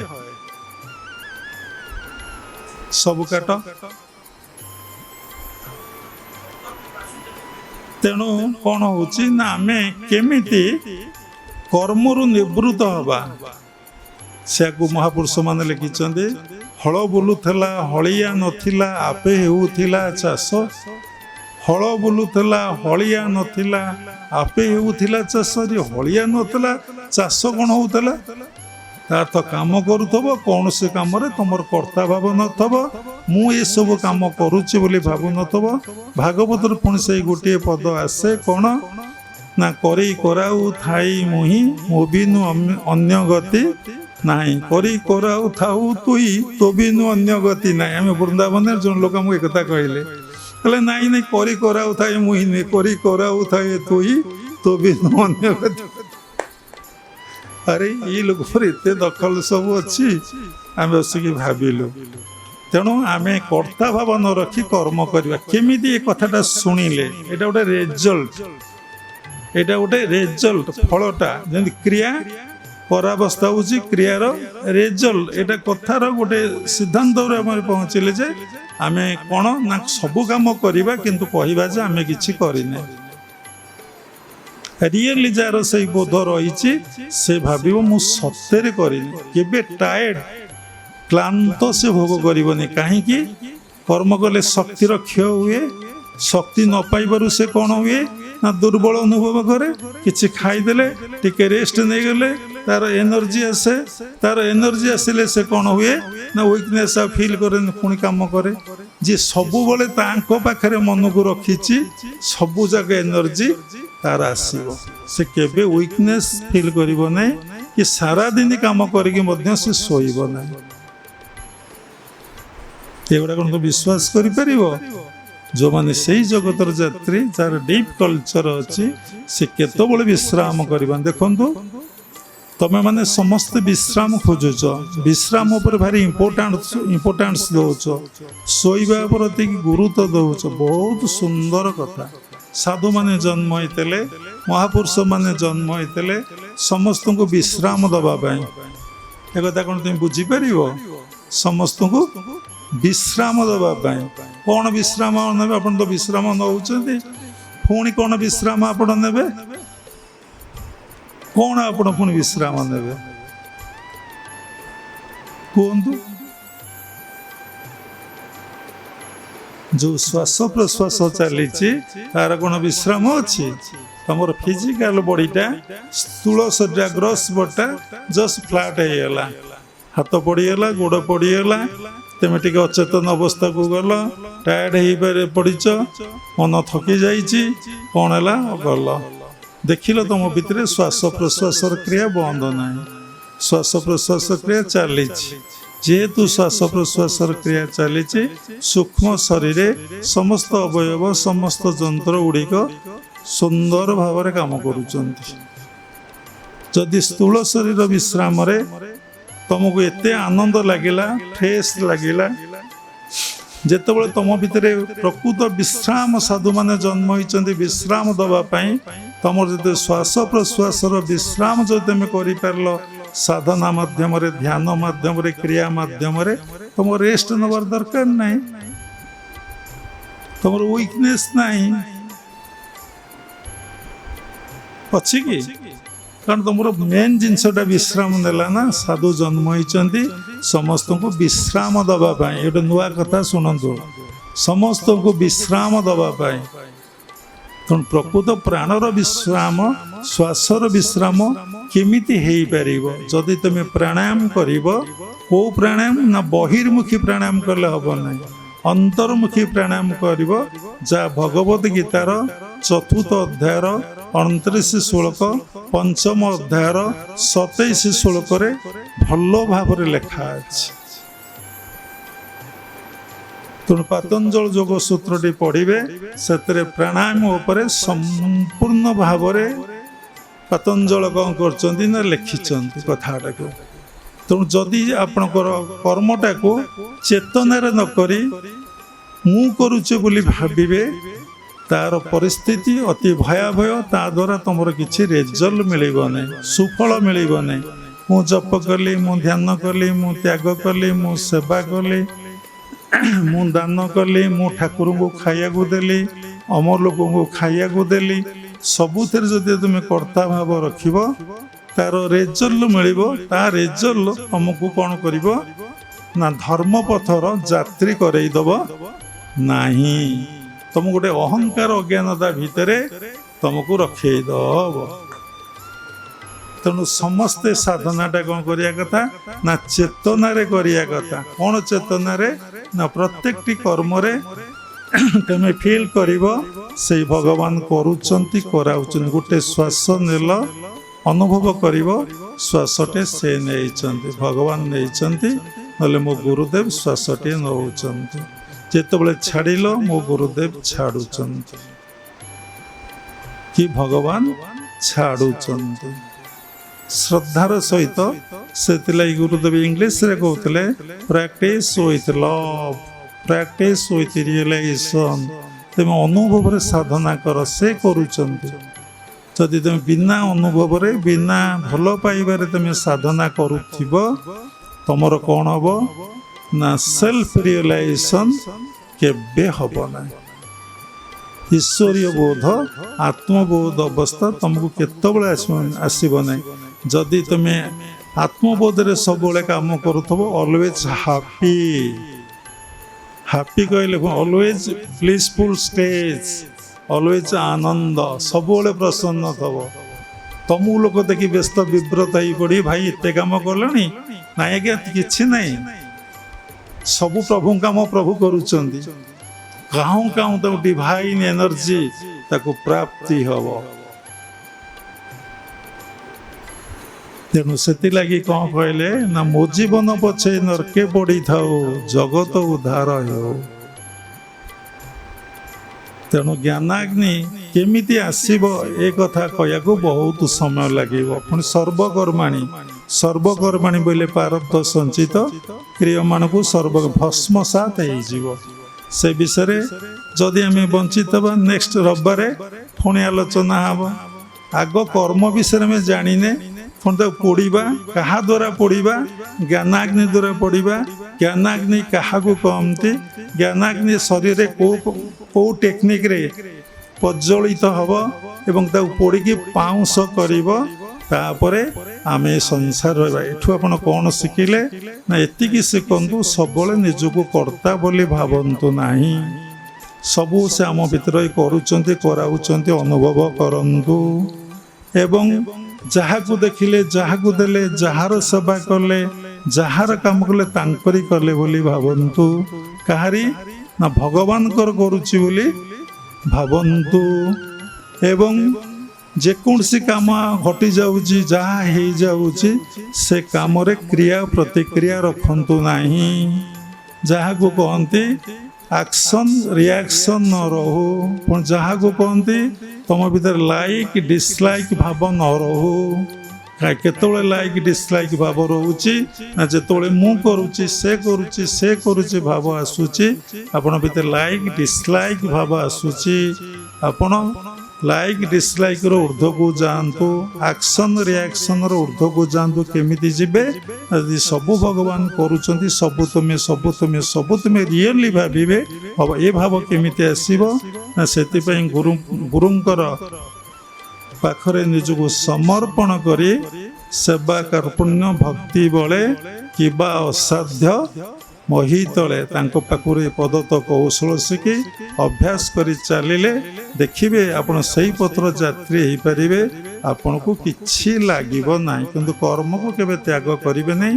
ସେତିକି ବେଳେ ଆପଣ କର୍ମ ଫଳକୁ ତ୍ୟାଗ କଲେ। ନହେଲେ ଶ୍ଲୋକଟିଏ ବୋଲି ସଭା ସମିତିରେ ଆଜିକାଲି ଯେଉଁ ଚାଲିଛି ଲୀଳା କର୍ମଣି ବାଧିକାରସ୍ତେ ମଂ ଫଳେଷୁ କଦାଚନ, ଗୋଟିଏ ପଦ ତାଙ୍କୁ ଶୋଧିଦିଅ, ତମ ନାଁରେ ଆରେଷ୍ଟ ହବ, ତମ ନାଁରେ କେସ୍ଟି ଯିବ। ସମସ୍ତେ ବୋଲୁଛନ୍ତି ସର୍ବେ ଭବନ୍ତୁ ସୁଖିନ ସର୍ବେ ସନ୍ତୁ ନିରାମୟା ସର୍ବେ ଭଦ୍ରାଣୀ ପସନ୍ତୁ ମା କଶ୍ଚିତ୍ ଦୁଃଖ ଭାଗ ଭବେତ୍। କିଏ ନ ଖାଇ କାହାକୁ ଖାଇବାକୁ ଦେଇଛି, କିଏ ନ ପିନ୍ଧି କାହାକୁ ପିନ୍ଧିବାକୁ ଦେଇଛି। କାହାର ଭଙ୍ଗା ଘର ଆମର 3 ମହଲା କୋଟା ତାର ଘରଟିଏ କରିଦେଇଛି। ସାଧାରଣ ଭଲ ମାନେ ଆଜବେଷ୍ଟ ହଉ କି ଟିଣ ଛପର ହଉ କି ଚାଳ ଛପର ଘରଟିଏ କରେଇ ଦେଇଛି। ବାସ ଭିତରେ ରହ, ତୋ ଆନନ୍ଦରେ ହିଁ ମୋର ଆନନ୍ଦ। କିଏ କହିଛି? ତୋର ପାତ୍ର ନାହିଁ, ବାସନ ନାହିଁ ଖାଇବାକୁ, ତୁ ଏତିକି ବାସନ ନେଇଯା। ଯିଏ ଦଉଛି ତାକୁ ସାଥି ସାଥି ଉଠଉଛନ୍ତି, ତାକୁ ଛାଡ଼ୁଛନ୍ତି। ଆମର ଏତିକି ଲୋକଙ୍କର କାମ ବା ସେବା କଲୁ, ଏଇ କଷ୍ଟ ଭାବ ନାହିଁ। ଭାଗବତକୁ ଫେରିଯାଅ, ବାବା ନିଜ ମନରୁ କିଛି କହୁନାହାନ୍ତି। ଯେ ପୂର୍ଣ୍ଣ ଆପଣେ କରିବେ କେବେ ପରେ ନ କହିବେ। ପୁଣି ଗାଉଁଲି ଭାଷାରେ ଏହା ତୋର କର୍ମ, ଏହା ତ ଜାଣିବ ନାହିଁ, ଏହା ତୋର କର୍ମ ଏହା ତ ଜାଣିବ ନାହିଁ। ପୁଣି ତାକୁ ଶାସ୍ତ୍ରରେ କହିଲା କ'ଣ ନା ଯତ ଗୁପ୍ତ ତତ ସତ, ଗୁପ୍ତା ଚ ମୁକ୍ତା ପ୍ରଘଟା ଚ ନଷ୍ଟା। ତେଣୁ କେମିତି ଲାଇଫ କାଟିବେ ନା ଯେତେ ସାଧାରଣ ଜୀବନ କର୍ତ୍ତା ଭାବ ତ୍ୟାଗ କରିବେ। କର୍ତ୍ତା ଭାବ ତ୍ୟାଗ କରିବାର ଲକ୍ଷଣ କ'ଣ ନା କ୍ରିୟା ପ୍ରତିକ୍ରିୟା ନାହିଁ, ଲାଇକ୍ ଡିସଲାଇକ୍ ନାହିଁ, କିନ୍ତୁ ସବୁ କାମ ଚାଲିଥିବ।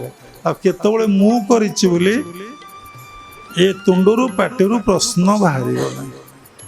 ଉତ୍ତର ଆସୁଛି ଯିଏ ପଚାରିଲା ଆପଣ ସମସ୍ତ କାମ କରିଛନ୍ତି ନା? ପ୍ରଭୁ ସବୁ କାମ କରିଛନ୍ତି। ବିନୟ ନମ୍ରରେ ଉତ୍ତର ଆସୁଥିବ। ତୁମେ କିଏ? ଯଦି ଶିଷ୍ୟମାନେ କରୁଥିବେ ଆମେ ସେଇ ବାବାଙ୍କର ଗୁରୁଙ୍କର ଦାସର ଦାସ, ଆମେ ତାଙ୍କରି ସେବାରେ ଆମେ ଅଛୁ। କାହିଁକି କରୁଛ? ମନ୍ତ୍ରମୂଳଂ ଗୁରୁର ବାକ୍ୟ ଆମକୁ ଜଣା ନାହିଁ।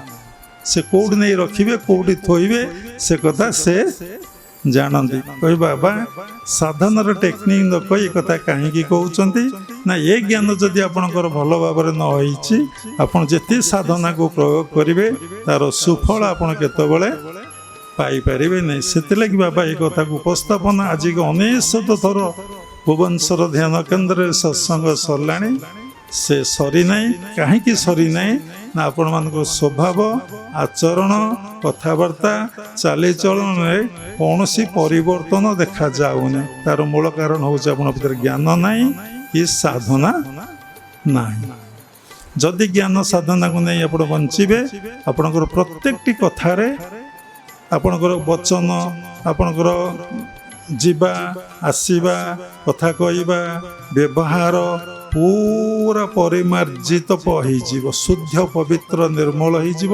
ଆପଣ କ'ଣ କରିବେ ନା ପ୍ରେମପୂର୍ଣ୍ଣ ଜୀବନ ଯାପନ କରିବେ। ପ୍ରେମପୂର୍ଣ୍ଣ ଜୀବନ ଯାପନ କରି ସମସ୍ତଙ୍କୁ ଦେଖିଲେ ଭଲ ପାଇବେ, ସମସ୍ତଙ୍କୁ ଦେଖିଲେ ଆନନ୍ଦ ହେବେ, ସମସ୍ତଙ୍କୁ ଦେଖିଲେ ସେବା ମନୋବୃତ୍ତି ରହିବ। ଆଉ ସମସ୍ତଙ୍କ ପାଇଁ ହୃଦୟଟା ତରଳି ଯିବ। ଆପଣ କୋମଳ ହେଇଯିବେ, ସିଦ୍ଧ ହେଇଯିବେ, ରୁକ୍ଷ ଆପଣ ଆଉ ହେଇପାରିବେ ନାହିଁ। କାରଣ ସବୁରି ଭିତରେ ମୋ ପ୍ରଭୁ। ଆଉ ବିଶେଷ କିଛି କହିବାନି। ଶେଷରେ କ୍ରିୟା ଯୋଗ ପରମ୍ପରାର ସମସ୍ତ ଗୁରୁମାନଙ୍କୁ ମୁଁ ପ୍ରଣାମ କରୁଛି। ବିଶ୍ୱର ପ୍ରତ୍ୟେକ ସମ୍ପ୍ରଦାୟର ଗୁରୁମାନଙ୍କୁ ମୁଁ ପ୍ରଣାମ କରୁଛି।